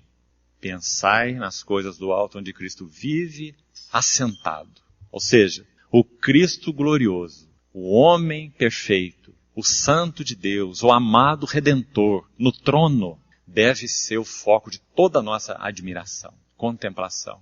Irmãos, graças a Deus, essas coisas, essa realidade, essa prática, vai se tornando normal à medida que seguimos com o Senhor. Quão bom é isso! Nós não fazemos esforço para o nosso coração correr para lá. Ele já está lá. Nós não fazemos esforço para os nossos pensamentos irem a Ele. Eles moram lá. Foi isso que nosso Senhor quis dizer em João 15. Morai em mim, e eu morarei em vós. Uma realidade espiritual. Somos graças ao Senhor porque Ele tem feito esse trabalho pelo Espírito na vida da igreja. Então o arrebatamento vai ser apenas a culminação desse processo. Por isso, no meio das chamadas posições doutrinárias, alguns irmãos entendem que primeiro o Senhor vai arrebatar suas primícias, que seriam aqueles que aprenderam a viver assim. Vivem com seu coração no seu tesouro, em Cristo.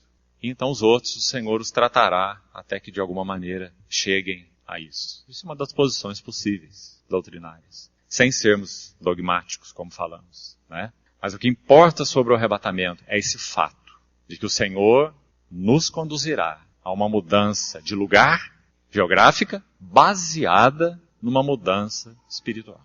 Nosso coração atraído, respirando, vivendo para o Rei e o Reino.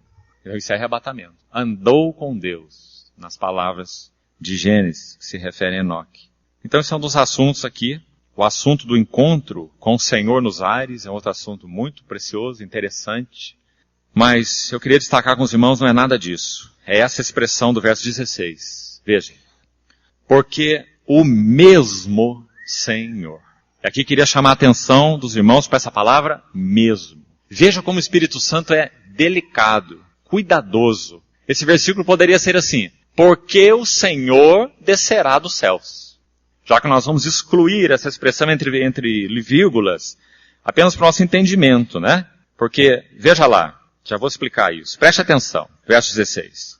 Porque o Senhor mesmo, vírgula, dada a palavra de ordem, ouvida a voz do arcanjo, ressoada a trombeta de Deus. São coisas então que vão acontecer nesse tempo e nesse momento de Deus. Essas três coisas. A palavra de ordem, a voz do arcanjo e a trombeta de Deus. Certo? Mas então exclua isso. Deixa isso entre vírgulas. Ou põe entre parênteses. E agora veja a próxima frase. Depois da trombeta de Deus. Vem outra vírgula. Qual é a frase aí? Descerá dos céus. Então é claro, né, que você pode olhar esse versículo assim. O mesmo Senhor descerá dos céus. Né? Então essa frase que nós vamos destacar. Só esse ponto. Que linda frase. O Espírito Santo não disse assim, o Senhor descerá dos céus, mas o mesmo Senhor descerá do céu. Você viu o quanto esse mesmo é precioso? É significativo? Deixe-me citar um exemplo. Quando o nosso Senhor Jesus foi feito carne, o Verbo de Deus, um corpo foi preparado para ele e ele assumiu uma natureza que antes ele nunca teve. Ele somente tinha natureza divina, filho de Deus, gerado de Deus, em Deus. Então, pelo Espírito, ele assume uma natureza que ele nunca teve, nunca experimentou. É uma natureza humana, mas impessoal. Porque o Verbo de Deus é uma pessoa. Se ele assumisse uma outra pessoa, então ele seria duas pessoas. Não foi isso que aconteceu na encarnação. A pessoa do Verbo divino assume uma natureza humana, não uma pessoa humana, assume uma natureza humana impessoal. E o Logos de Deus, o Verbo de Deus, dá personalidade a esta natureza. Por isso o Senhor Jesus é unipessoal. Ele é uma pessoa que tem duas naturezas. Uma natureza divina e uma natureza humana. A natureza divina é o Filho de Deus. A natureza humana é a humanidade que ele recebeu de Maria. E o Logos, o Filho eterno, ele dá personalidade para essa natureza. Porque natureza é diferente de pessoa. Natureza é impessoal. Compreendeu? Então o Senhor Jesus é uma única pessoa maravilhosa. E essa pessoa seguiu sua vida humana. Vivendo, sofrendo, pregando, sentindo sede, fome, dormindo, cansando, como Deus e como homem. Ele não morre como homem e ressuscita como Deus. Nunca faça uma dicotomia na pessoa de Jesus, porque você vai cair em verdadeiras heresias. Tudo o que ele faz e é como Deus e como homem ao mesmo tempo. Então nós nos lembramos de um hino de Isaac Watts, um autor de hinos do passado, maravilhoso, que ele diz assim, numa das estrofes, ó que mistério, morre o imortal. Foi isso que aconteceu na cruz do Calvário. Morreu o imortal. Porque quem ali morreu é Deus, homem. E ele ressuscitou como Deus, homem. Não é? E ali estava Deus separado de Deus na cruz do Calvário. Mas ao mesmo tempo a Trindade não foi quebrada. Porque a unidade da Trindade não pode ser quebrada. Oh, que mistério. Então o nosso Senhor Jesus, depois que ele ressuscita com aquelas marcas nas suas mãos e com a marca nos seus pés, numa das suas aparições, foram 10 antes da sua ascensão, ele se apresenta para Tomé e você lembra o que ele diz? Toque nas minhas mãos e no meu lado e veja que sou eu mesmo. Você viu essa palavra mesmo? O mesmo Senhor descerá dos céus. É aquele que tem as marcas de Cordeiro de Deus. Qual eram suas marcas antes da encarnação? Ele tem a glória de Deus, porque ele é Deus. O que aconteceu na sua encarnação? Ele se esvazia da glória de Deus, mas nunca da natureza divina. Senão ele não seria mais Deus. Ele nunca deixou de ser Deus. Mas ele se esvazia da glória que é devida a ele, prerrogativa divina. Tem direito a tudo, porque ele é o herdeiro de todas as coisas. É esse mesmo Senhor. Então Filipenses 2 diz que ele a si mesmo se esvaziou, assumindo a forma de servo, e foi reconhecido em figura humana, e a si mesmo se humilhou, e tornou-se obediente até a morte, e morte de cruz. Esse é o Deus homem, e por isso Deus o exaltou soberanamente, e lhe deu um nome que está acima de todo nome. O Senhor, Jesus de Nazaré, o Senhor e Cristo, esteja absolutamente certa toda a casa de Israel que este Jesus, você vê de novo a importância da palavra mesmo, foi o que Pedro pregou em Atos 2, esse mesmo, o filho do carpinteiro, esse Jesus que vós crucificastes, Deus o fez, Senhor e Cristo. Esteja absolutamente certa. E isso que Paulo diz em Tessalonicenses. O mesmo Senhor descerá do céu. Oh, irmãos, que maravilha. Quem virá ao encontro dos seus santos? O mesmo. Quando nós olhamos para os evangelhos, nós ficamos maravilhados com quem ele é, não é? O Senhor Jesus. Aquele que viveu aquela vida tão maravilhosa, cheia de compaixão, de verdade, de graça. Vimos a sua glória, cheio de graça e de verdade. Esse mesmo Senhor descerá do céu. E descerá para quê? Para quê, sobretudo? Quando um ladrão entra na sua casa à noite, ele não vai roubar a lata de lixo. Ele vai roubar o cofre, aquilo que para ele é mais precioso. O mesmo Senhor descerá dos céus, para encontrar-se com aquilo que para ele é o seu tesouro. João capítulo 10, versos 29 a 31. Nosso Senhor diz assim: as minhas ovelhas ouvem a minha voz. Não seguem a voz dos estranhos. Eu as conheço e elas me seguem. Eu lhes dou a vida eterna. Ninguém as arrebatará da minha mão. E das mãos do Pai, ninguém pode arrebatar. Eu e o Pai somos um. Agora escute esse versículo. Aquilo que o meu Pai me deu é maior do que tudo. O que é a igreja? Uma dádiva do Pai para o Filho. Nós somos uma dádiva do Pai Celestial para o Filho Celestial. E o Filho Celestial, quando olha para essa dádiva, que impressionante, né? Quando nós olhamos para essa dádiva, o que nós vemos? Que complicação. O Filho, quando olha para essa dádiva, ele diz que é maior do que tudo. Tanto é que ele ofereceu a sua vida para o resgate de muitos. E pelos transgressores intercedeu. E ele verá o fruto do penoso trabalho da sua alma e ficará satisfeito. E mais do que isso, a vontade do Senhor, Deus o Pai, prosperará nas suas mãos. Oh, irmãos, esse mesmo Senhor descerá dos céus. Por isso, Apocalipse 5, quando João tem aquela visão, ele diz que viu no meio do trono, no capítulo 4, ele diz que aquele que estava no meio do trono tinha a aparência de jaspe. Lembra-se? Sua glória, o arco-íris ao redor do trono, 4 seres viventes, 24 anciãos, depositando suas coroas. Capítulo 4 de Apocalipse. Mas no capítulo 5 é o mesmo, só que uma visão por outro ângulo. Eu vi um cordeiro, como havia sido morto.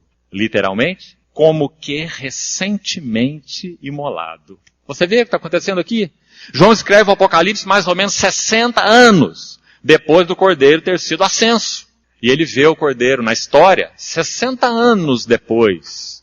Ele vê o céu aberto e o cordeiro como que recentemente imolado. Por quê? O mesmo Senhor. Aquele que teve o seu sangue apresentado no Santo do Santo Celestial e cujo sacrifício nunca perderá o frescor diante de Deus. Então esse mesmo Senhor descerá dos céus. Agora vamos fazer uma outra analogia preciosa aqui. O livro de Ruth é um livro maravilhoso. É um livro que não contém a palavra amor, mas o amor está em todo o livro. Então, se você olhar aquele livro com cuidado, 4 capítulos, você vai ver que Ruth, uma figura nossa, já que ela era moabita.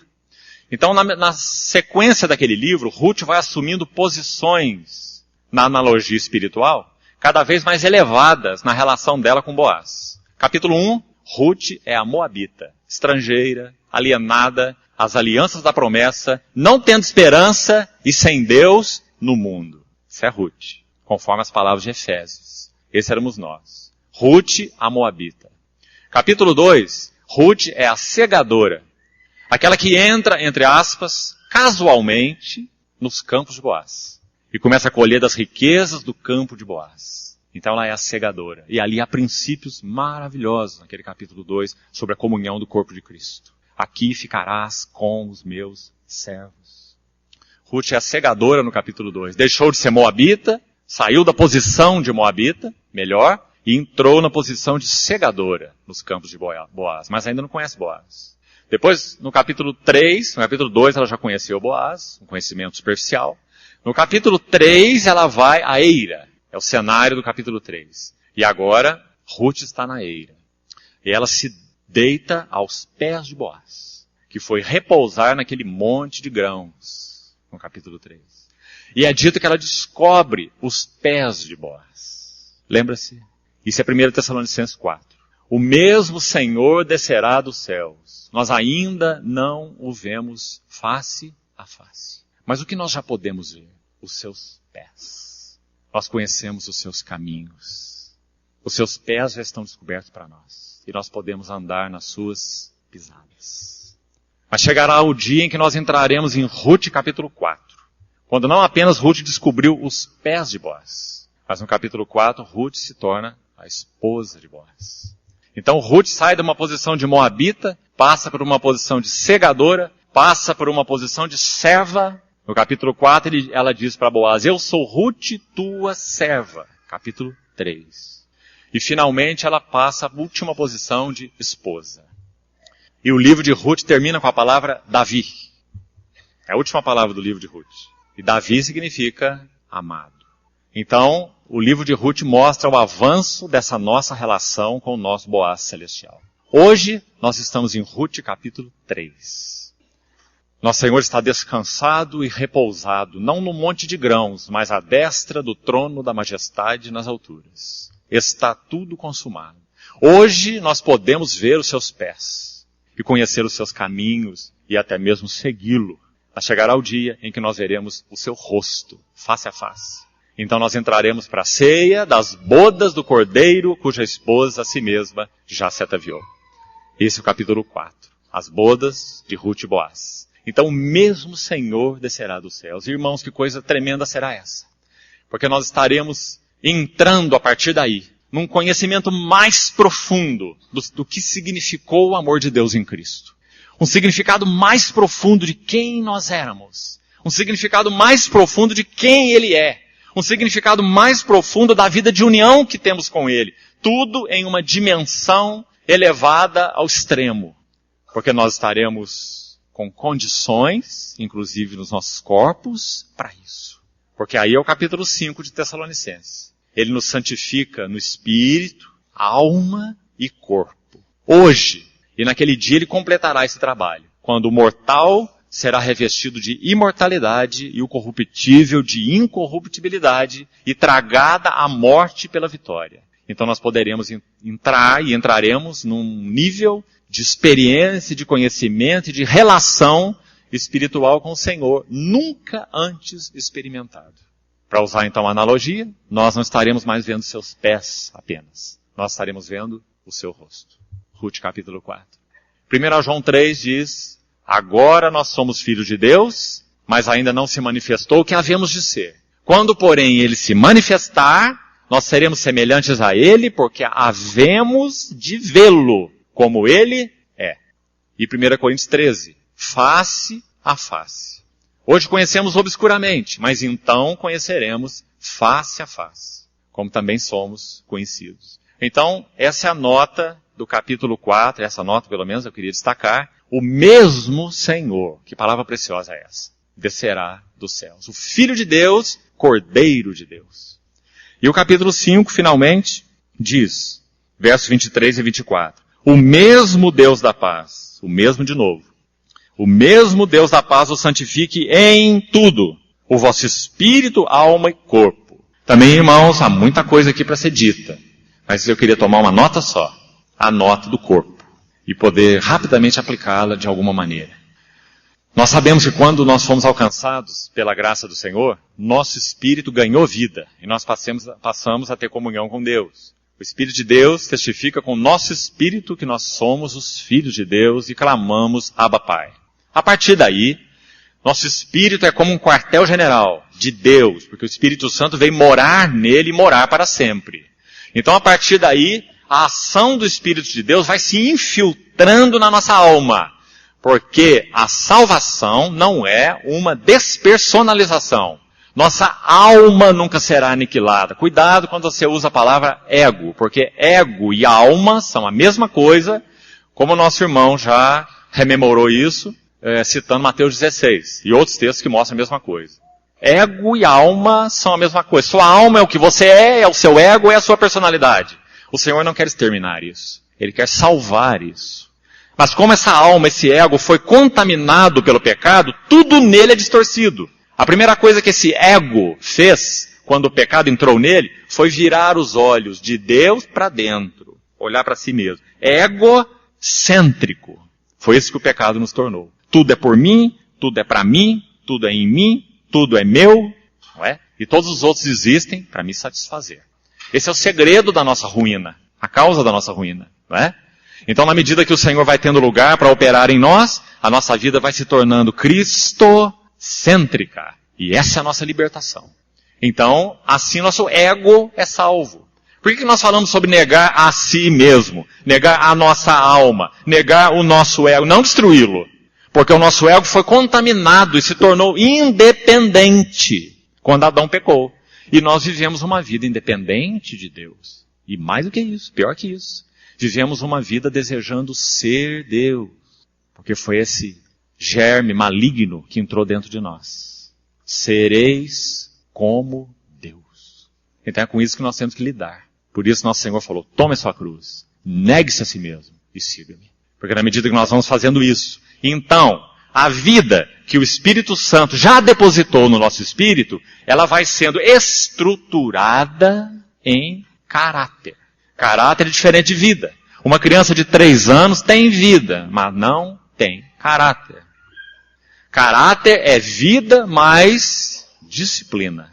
Isso resulta em caráter. Então, na medida que o Espírito Santo vai encontrando lugar nas nossas vidas para nos disciplinar, ele forma caráter de Cristo em nós. Onde isso é expresso? Nas nossas almas. Graças ao Senhor. Então, a nossa mente, antes egocêntrica, inútil, depravada, impura, ela vai se tornando nesse processo a mente de Cristo. Romanos 12. Transformai-vos pela renovação da vossa mente. Que coisa maravilhosa essa salvação. Nós não seremos cristãos com mente antiga, valores antigos, pensamentos velhos. Não precisamos ser, a não ser que nós queiramos. Não é?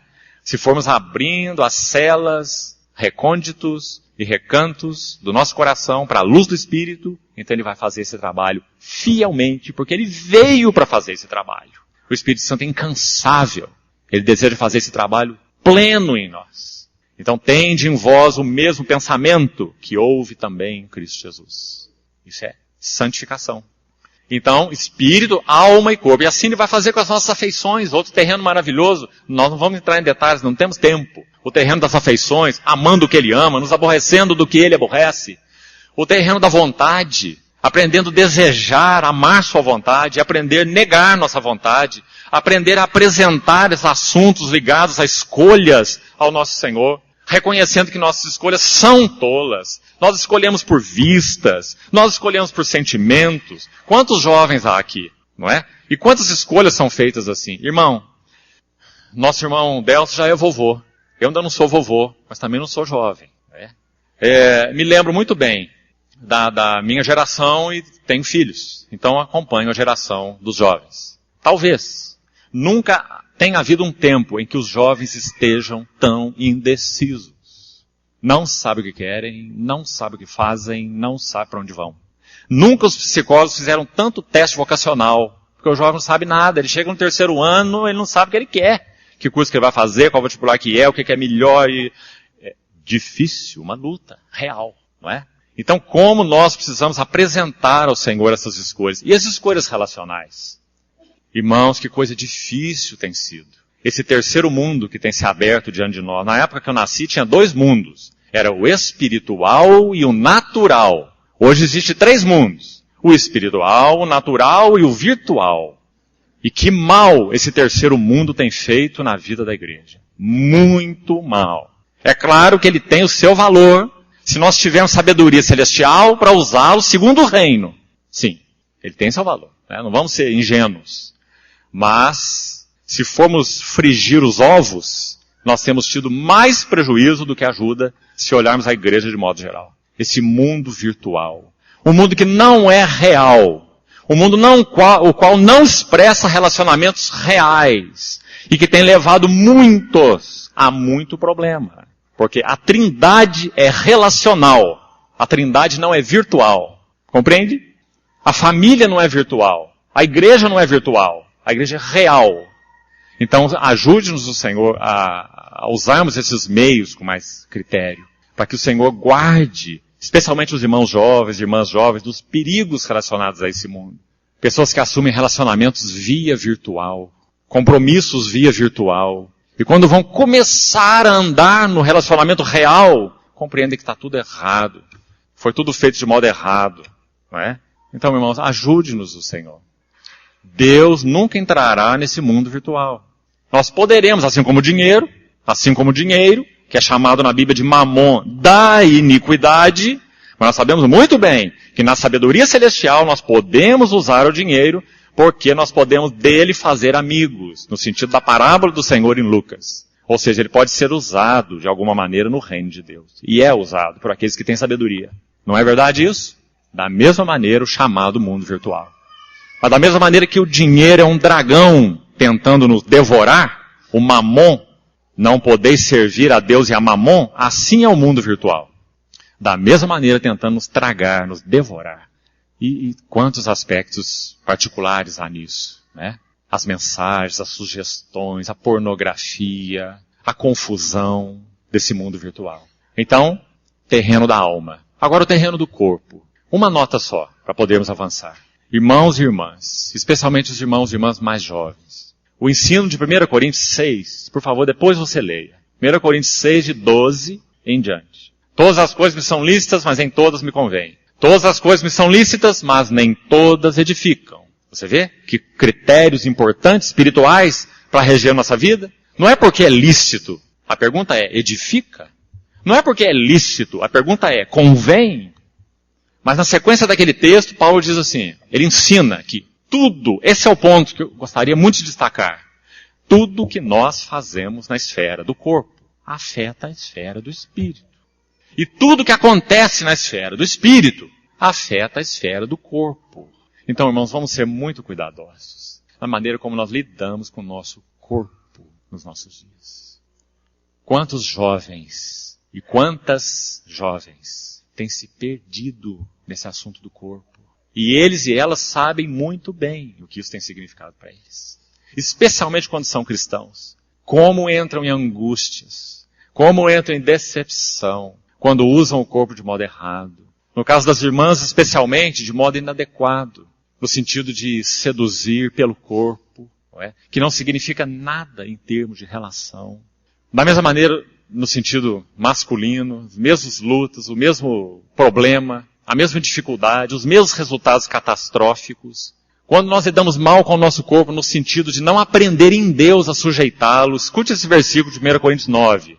Mas esmurro o meu corpo e o reduzo à submissão, à servidão, para que tendo pregado para outros, eu mesmo não venha a ser desqualificado.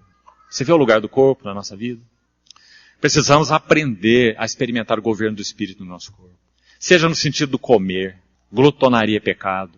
Seja no sentido da sensualidade, nos vestir de maneira indecente, ofende o Espírito Santo mesmo.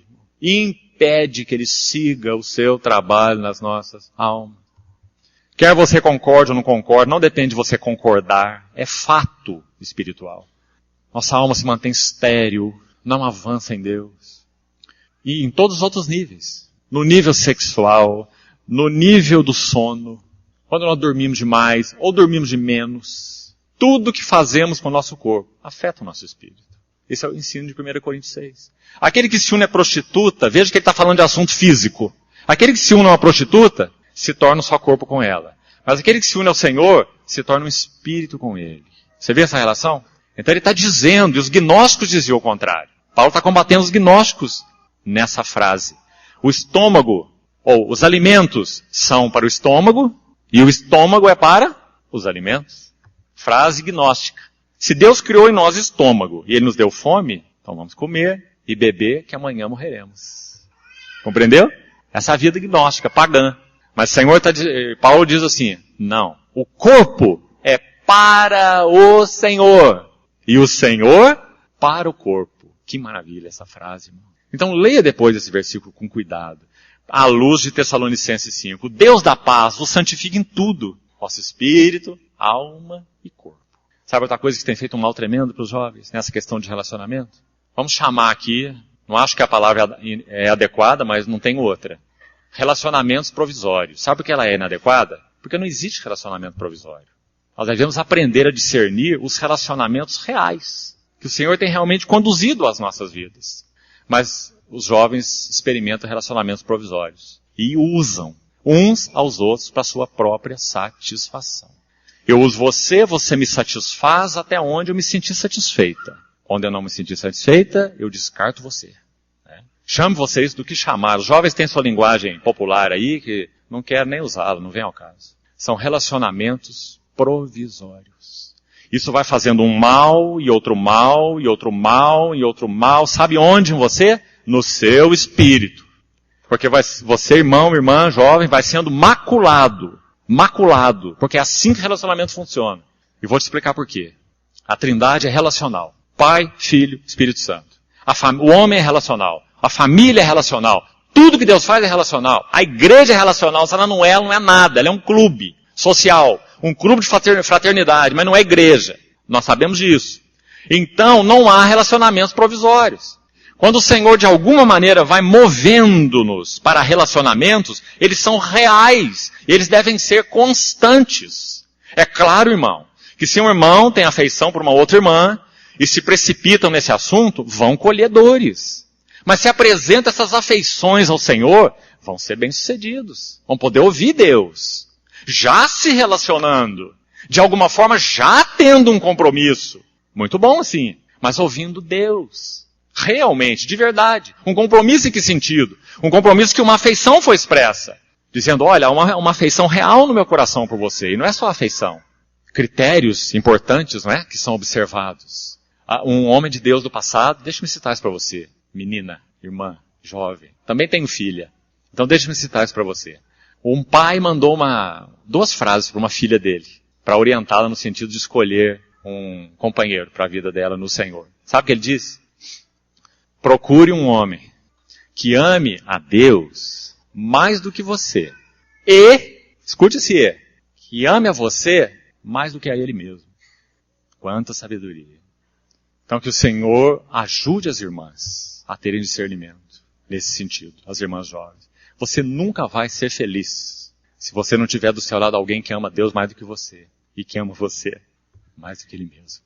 Senhor, ajude as irmãzinhas a terem critério e não se oferecerem como a venda para relacionamentos provisórios, inconstantes, que não têm realidade espiritual. E mais do que isso, que maculam a vida no espírito. Relacionamentos deixam marcas. Marcas. E algumas delas, não seja ingênuo. Você vai ter que levar até que o Senhor volte. Mesmo que seja como uma cicatriz. Você vai olhar para ela, vai tocar nela, pode mexer nela, não dói nada. Já está cicatrizado. Amém. O Senhor perdoa e o Senhor purifica. Graças à sua graça. Mas, você sempre vai olhar e ver essa cicatriz feia, que você podia não ter tido, se tivesse ouvido o Senhor. Compreendeu? Aquela cicatriz feia, que você poderia não ter tido. Mesmo que não doa mais e que não te incomode mais. Então ajude-nos o Senhor a sermos mais criteriosos, porque o Deus da paz deseja nos santificar em tudo. Em nosso espírito, e alma e corpo, conservados íntegros e irrepreensíveis, na vinda do nosso Senhor. Vamos dar então mais um passozinho aqui. Abra por favor em Lucas, capítulo 17. Lucas 17, versículo 20. Lucas 17, 20. Interrogado pelos fariseus sobre quando viria o reino de Deus, preste atenção já nessa primeira frase. Você lembra que nós falamos que o fariseu se preocupa muito com como? Mas o fariseu também se preocupa muito com quando. Os fariseus interrogaram o Senhor sobre quando. E lembra que os discípulos também? Quando sucederão essas coisas? Sabe qual foi a resposta do Senhor? Não vos compete conhecer tempos ou épocas que Deus reservou para a sua exclusiva autoridade. Não vos compete. O que vos compete? Recebereis poder ao descer sobre vós o Espírito Santo e sereis as minhas testemunhas. É isso que nos compete. Nós estamos preocupados com tempos ou épocas e não com sermos verdadeiras testemunhas. Permitindo que o Espírito Santo faça uma obra mais real, mais substanciosa, mais profunda em nós e nos tire da curiosidade e nos leve para a realidade do que Ele quer fazer em nós como igreja. Então os fariseus perguntaram quando. O Senhor Jesus respondeu assim: não vem o reino de Deus com visível aparência. Verso 20. Nem dirão, ei-lo aqui, ou lá está, porque o reino de Deus está dentro em vós. Não tem como ser mais claro, né? Irmão, não é que as coisas externas não sejam importantes. Nós já falamos aqui. Com sabedoria, nós precisamos ter olho no mundo, olho em Israel, olho na igreja, sim. Mas esse não é e nunca será o foco. Nunca. Nosso Senhor foi muito claro. O reino de Deus está dentro em vós. E tudo que vai acontecer nesse cenário depende da resposta de vocês. Porque a igreja é que é determinante nos assuntos do governo de Deus. Não é Israel. Nós temos que tomar muito cuidado, irmãos. Muitas vezes invertemos esse assunto. Israel vai na frente da igreja. É a igreja que é o centro do que o Senhor está fazendo e fará. E não Israel. Então, versículo 22. A seguir dirigiu seus discípulos. Virá o tempo em que desejareis ver um dos dias do Filho do Homem, e não vereis. E vos dirão, ei-lo aqui, ou lá está, não vades, e nem sigais.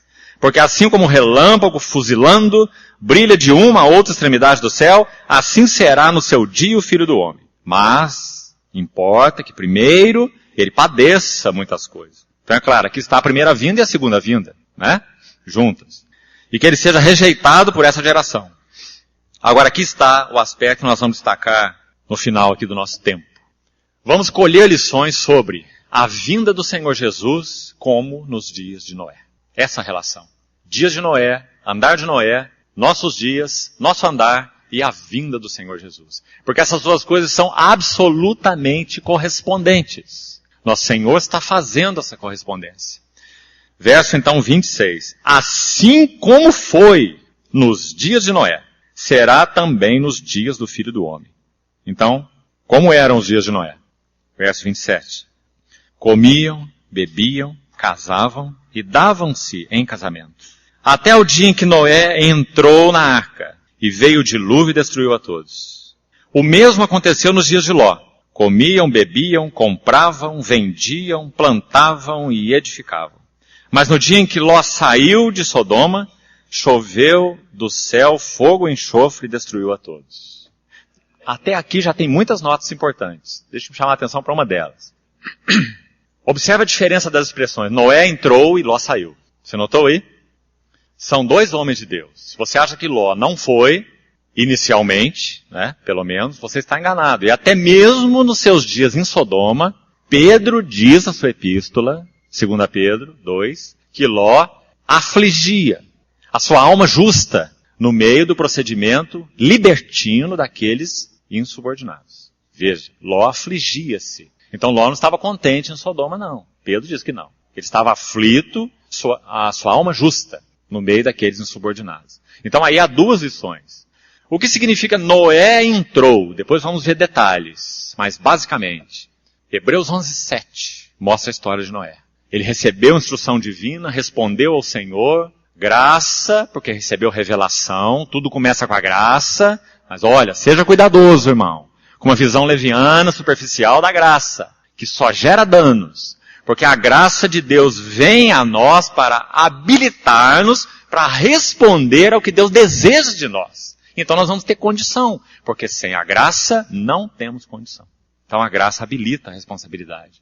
Então Noé recebeu a graça da instrução divina. Deus podia não ter falado nada com Noé, mas ele falou, instruiu, revelou. E o que Noé fez? Respondeu. Então ele aparelhou uma arca, e depois vamos, se pudermos, entrar em alguns detalhes. Então a ênfase do Senhor aí, Noé entrou. Você vê o que esse entrou significa? Ele respondeu o que a ele foi revelado em obediência. Noé entrou. Como nós precisamos disso hoje na nossa história? O que o Senhor tem nos falado? O que o Senhor tem nos revelado? O que o Senhor tem demandado de nós? O que o Senhor tem falado a nós como maridos, como pais, como esposas, como mães, como famílias, como igreja? Noé entrou. Nós precisamos entrar naquilo que o Senhor tem nos mostrado, passo a passo. Porque isso vai nos guardar do juízo de Deus. Se nós não entrarmos naquilo que o Senhor tem falado, o que resta para nós? Ficarmos do lado de fora e recebermos o juízo. Compreendeu, irmão? 8 pessoas foram salvas através da arca. Por quê? Porque Noé entrou. Então isso é muito importante. Quem tem ouvidos, ouça o que o Espírito diz às igrejas. E nos arrependamos, e reconsideremos os nossos caminhos, provemo-nos e voltemos para o Senhor. Lamentações de Jeremias. Esquadrinhemo-nos, provemo-nos e voltemos para o Senhor. Porque Ele fez a ferida, Ele mesmo a cura. Que necessidade é essa? Então esse é o Noé entrou. E o que é o Ló saiu? Noé entrou onde? Na arca. A revelação de Deus, a provisão de Deus. E Ló saiu de onde? De Sodoma. Então é um duplo aspecto da mesma coisa. Entrando naquilo que Deus tem revelado, saindo daquilo que Deus tem dito. Sai dela, povo meu. Lembra-se Apocalipse 18, que lemos ontem? Da Babilônia religiosa, apóstata, não é? E hoje tem se manifestado de muitas maneiras no meio do povo de Deus. E alguma delas muito sutil, muito sutil. Há alguns que têm usado de literatura, de púlpitos, como, digamos, iconoclastas. Jogando pedra em tudo quanto é vidraça. Mas não compreendem o caminho da igreja. O caminho positivo, o caminho da edificação. Sabem tudo que não é. Aí escrevem livros sobre o que não é. E as pessoas leem o livro sobre o que não é e ficam embevecidas. Oh, que clareza tem esse irmão. Clareza de tudo que não é. Né? Nós precisamos de clareza do que é. Do que o Espírito tem dito para a igreja. Para que a igreja entre, caminhe, responda. Nosso estado é tão fraco que nós estamos admirando os profetas negativos. Porque nós temos poucos profetas positivos. Ajude-nos o Senhor. Então Noé entrou e Ló saiu. Esse foi o requisito do Senhor para Pérgamo. Pérgamo significa casamento, união. A igreja de Pérgamo, a terceira carta no livro de Apocalipse, capítulo 2. Pérgamo, casamento do quê? Igreja e mundo. Um casamento impossível de acontecer. O que aconteceu? Porque a igreja quis. Chamou o mundo para dentro dela. Vem, precisamos de você. Queremos teus valores, queremos teu modo, queremos teus princípios. Pérgamo. Como que o Senhor se apresenta para Pérgamo? Você se lembra? Aquele que tem na boca uma espada afiada de 2 gumes. Não é maravilhoso? O que ele quer fazer em Pérgamo? Acabar com esse casamento. Da igreja com o mundo. Né? A palavra de Deus é viva e eficaz. E poderosa para dividir alma, espírito, juntas e medulas. E discernir os pensamentos e propósitos do coração. Então, Noé entrou, Ló saiu. 2 movimentos. O primeiro movimento, Ló, separação. O segundo movimento, entrada em obediência na revelação.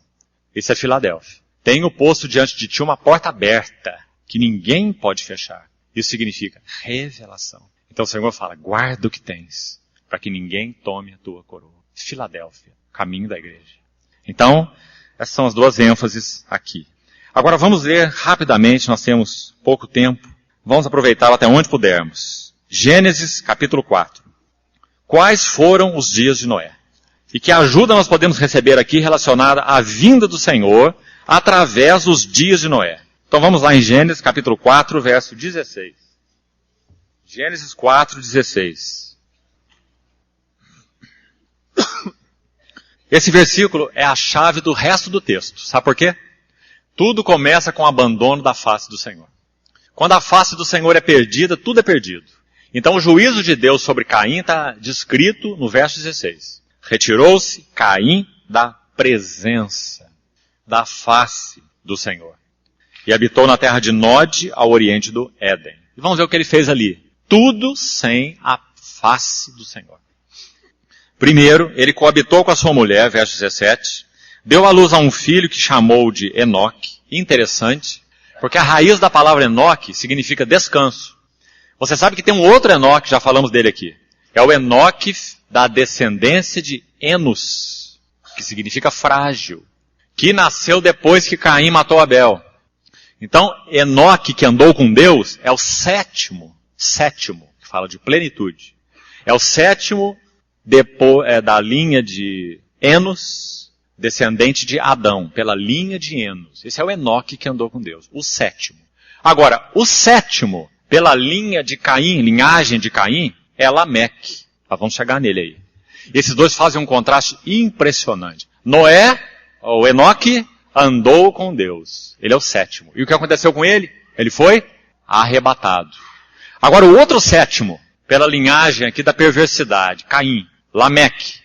A impiedade e a iniquidade foram se proliferando de tal maneira, geração após geração, que quando nós chegamos no sétimo, que significa plenitude, 7, Lameque, então o modo de vida dele era o seguinte: matei um homem porque ele me feriu, e matei um rapazinho porque ele me pisou. 7 vezes se tomará vingança de Caim, mas de Lameque, 70 vezes 7. Que contraste. Enoque andou com Deus. E o Lameque, 70 vezes 7. Vingança. Que coisa, irmãos. Que confronto. Então, qual era a geração de Noé e o que ela tem a ver com os nossos dias? Primeiro, Noé tem um filho chamado Enoque. O descanso de Caim. Mas sabe qual era o descanso de Caim? Não era andar com Deus. E nem esse Enoque aqui andou com Deus, esse filho de Caim. Mas o descanso deles foi edificar uma cidade. Caim edificou uma cidade e deu o nome a ela de Cidade de Enoque. Cidade do descanso. Onde eles procuraram descanso depois que perderam a presença do Senhor? Segundo o verso 16. Na cidade. Ou seja, eles buscaram autoproteção. Eles buscaram autoexistência. Eles buscaram autodefesa. Nós não vamos ter tempo de entrar nos detalhes do texto.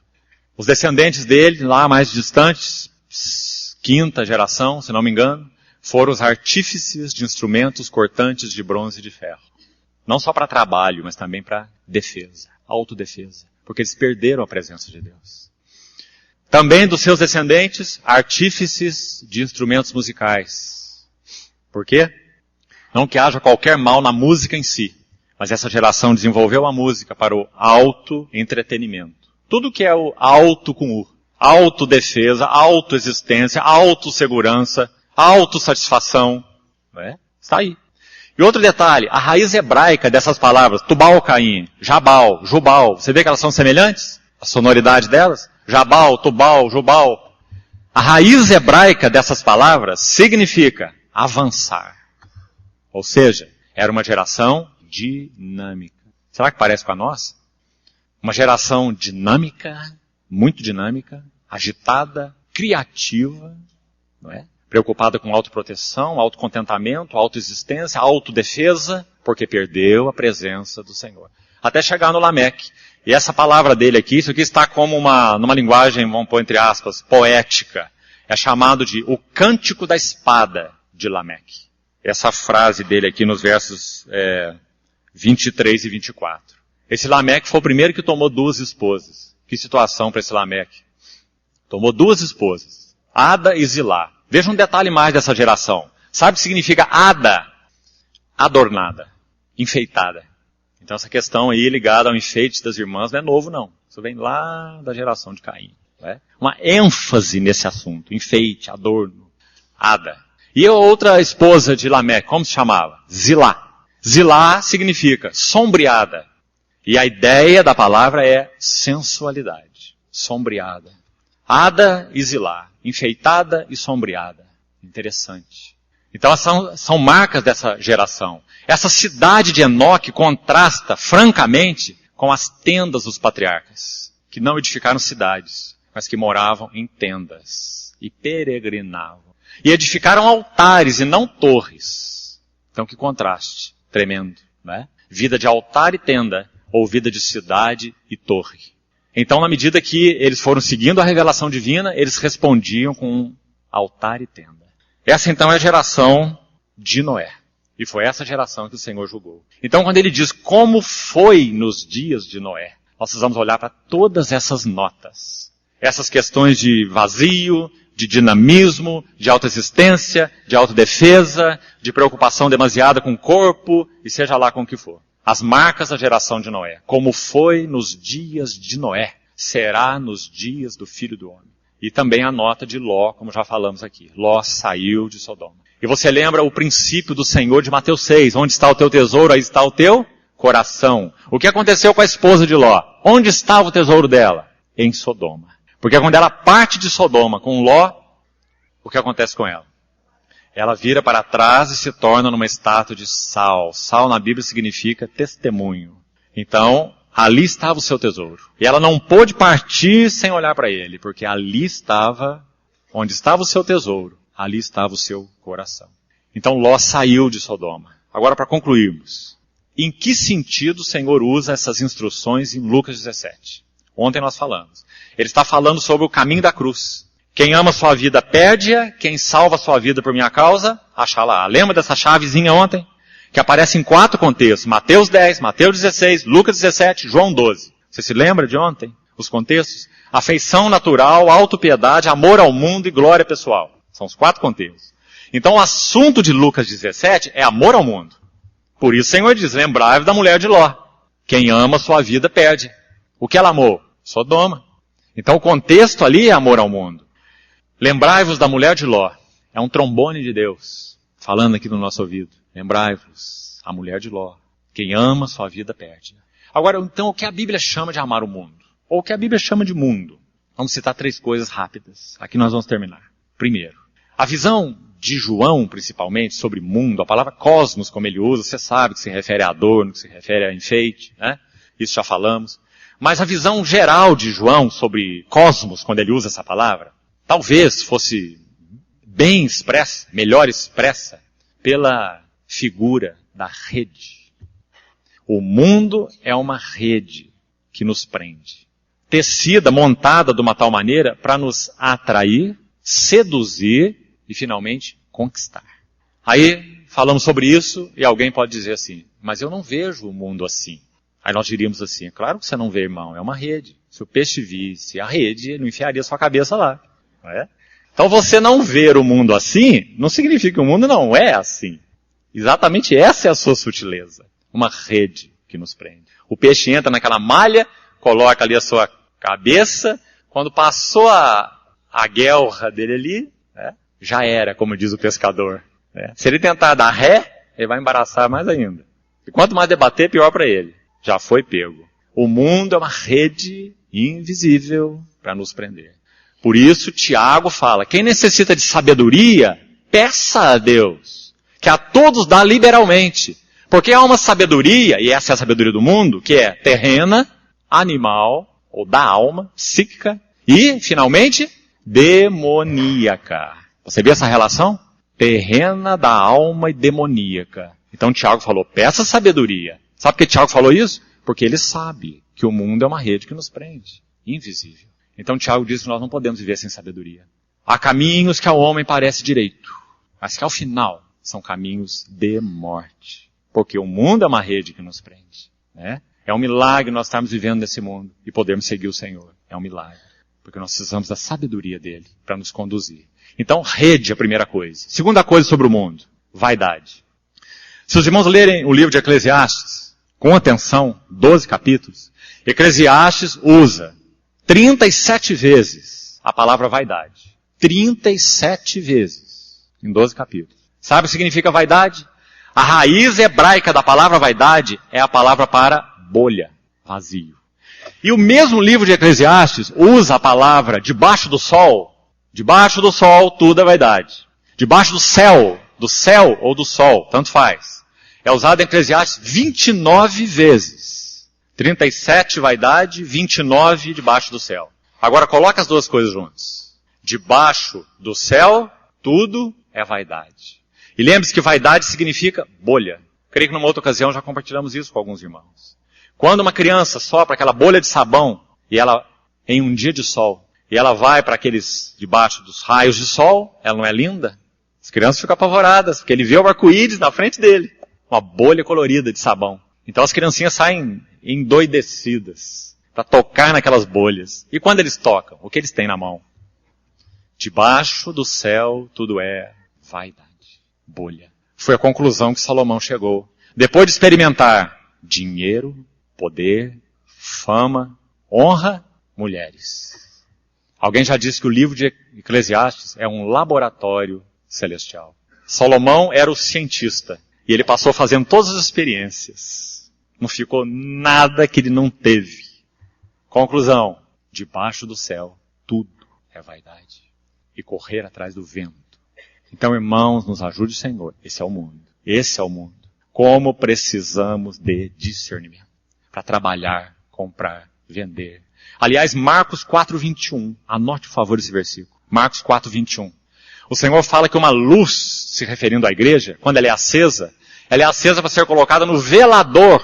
Velador, aquele lugar ali onde você tem próprio para colocar a vela, a lâmpada, porque vai iluminar toda a casa. Então o Senhor Jesus diz, não se acende uma lâmpada para se colocá-la debaixo do alqueire. Lembra a linguagem do Senhor? Preste atenção nela. O que é alqueire? Um instrumento de comércio, de medida, um alqueire, um instrumento para se medir. Comércio. Então o que o Senhor está dizendo? Que essa luz que Ele acendeu em nós, ela pode ser obscurecida. Quando nossa prioridade é comprar e vender. Alqueire. É tampar a nossa luz. Alqueire é unidade de comércio. E depois ele diz, também não se acende um velador para se colocar debaixo da cama. Por que o Senhor falou colocar debaixo da cama? Porque a cama tipifica vivermos para o nosso deleite, prazer, descanso, não é? Curtir a vida, como se usa por aí. Então o Senhor diz, a luz debaixo da cama, mas sim no velador. Então ele chamou a atenção para duas coisas. Ele chamou a atenção sobre o comprar e vender, e também no texto de Lucas 17. Compravam, vendiam, plantavam e edificavam. Esse é o alqueire. Mas também ele chamou a atenção na parábola do semeador, quando ele falou sobre os espinhos, sobre os deleites da vida. Lembra-se? Isso é a cama, na linguagem figurada. Viver para o seu próprio deleite, desfrute e prazer. Em todos os sentidos, né? Viver para isto. Então o Senhor disse que isso vai vedar o seu testemunho e a sua luz. E agora eu vou concluir, finalmente. Mateus 13, que apresenta a parábola do semeador, o Senhor, os evangelistas registram essa parábola do nosso Senhor duas vezes mais. Marcos e Lucas. Então, preste uma última atenção aqui. Já vamos terminar. A parábola do semeador está em Mateus 13, em Marcos 4 e em Lucas 8. Anote esses capítulos aí. E leia. Você vai chegar à seguinte conclusão. É a última que nós vamos tocar aqui, sobre o mundo. Primeiro, o mundo é a rede, falamos. Segundo, o mundo é vaidade. E terceiro, o mundo é expressado aí como espinhos. Rede, vaidade, espinhos. Então em Mateus 13, o Senhor fala sobre aquela semente que caiu no meio dos espinhos. Você se lembra? Primeiro, o que aconteceu com ela? Não é que ela não tenha lançado raiz. Ela lançou. Veja. Não é que ela não tenha crescido ou começado a crescer. Ela começou. Assim como muitos de nós. Começamos.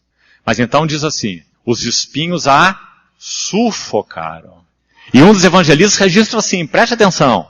Seus frutos não chegam a amadurecer. Palavra tão importante. Porque nós somos chamados à plena varonilidade e à medida da estatura da plenitude de Cristo. Maturidade. Para isso nós somos chamados. Ponto de parte dos princípios elementares da doutrina de Cristo, deixemos levar para o que é perfeito. Hebreus 6:1. Maduro, completo. Deus não deseja ter um berçário na igreja. Mas sim, irmãos, compreendam sua mente, seu coração, avancem, não é? Então espinhos, o mundo como espinhos, sufocam a palavra e os seus frutos não chegam a amadurecer. Ou seja, eles pelejam contra a nossa maturidade espiritual. Não é contra o nosso novo nascimento. Nós já nascemos de novo. É contra a nossa maturidade espiritual. Contra o caráter de Cristo em nós. Então espinhos em Mateus 13 são interpretados como sendo cuidados do mundo, veja aí, mundo, espinhos, cuidados do mundo e fascinação das riquezas. Em Marcos, quando o Senhor interpreta espinhos, é acrescentado ali, além desses dois, as demais ambições. Tudo que você tem ambição, tem que conseguir, tem que conquistar, tem que chegar lá, e aquilo é seu motivo para viver. Demais ambições. Sufoca a palavra. E ela fica infrutífera. Então Marcos acrescenta demais ambições. E por último, Lucas 8. Sabe o que ele acrescenta? Que não tem nos outros dois evangelistas? Os deleites da vida. Então para compreender os espinhos, nós precisamos de 3 evangelhos. Então nunca ache que um evangelho só seria o suficiente. Porque o Espírito Santo sempre faz esse complemento. Então, juntando as 3 narrativas, Mateus 13, Marcos 4, Lucas 8, o mundo, espinhos, que vão sufocar a palavra, impedir que a igreja vá para a maturidade, esses espinhos é se preocupar demais com os cuidados do mundo. Se preocupar muito em ganhar, ter e possuir. Fascinação das riquezas. Deleites da vida, viver para o lazer, para o prazer, para o desfrute, para o gozo. Deleites da vida. E demais ambições. Seja ela qual for. Que nós tenhamos prioridade. Demos a elas prioridades. Ambições. Então, vamos concluir aqui. Que o Senhor nos guarde. Vamos levar isso aos seus pés, meditando, considerando ou reconsiderando, para que o Senhor encontre em nós, sobretudo, um caminho de maturidade. Nós já somos filhos de Deus, mas o Senhor tem nos chamado, sobretudo nesses dias, irmãos, com aquela nota da Epístola aos Hebreus. Sobretudo. A nota do reino. Recebendo nós um reino. A questão não é novo nascimento, nem perdão de pecados, nem livramento do inferno, irmãos. Recebendo nós um reino inabalável. Retenhamos a graça pela qual sirvamos a Deus. De modo agradável, ou de modo a agradá-lo, com reverência e santo temor, porque o nosso Deus é um fogo consumidor. Faz parte do seu amor ser um fogo consumidor. Então, que o Senhor continue falando ao nosso coração. Amém. Vamos orar. Senhor, nossa oração é que o Senhor aplique a Tua palavra aos nossos corações. Que realmente possamos ouvi-la diretamente do Senhor para dentro das nossas vidas. Corrige-nos, guarda-nos, encoraja-nos, disciplina-nos, ajusta-nos e apara as arestas de nossas vidas. Para que possamos responder com plenitude àquilo que o Senhor nos chamou. Abre os nossos olhos para o chamado da igreja, o caminho da igreja, e nos ajuda, Senhor, realmente praticá-lo, com tudo que somos. Nós te pedimos isso, com confiança, sabendo que é o desejo do teu coração, seguir conosco e em nós e através de nós. Em nome de Jesus. Amém.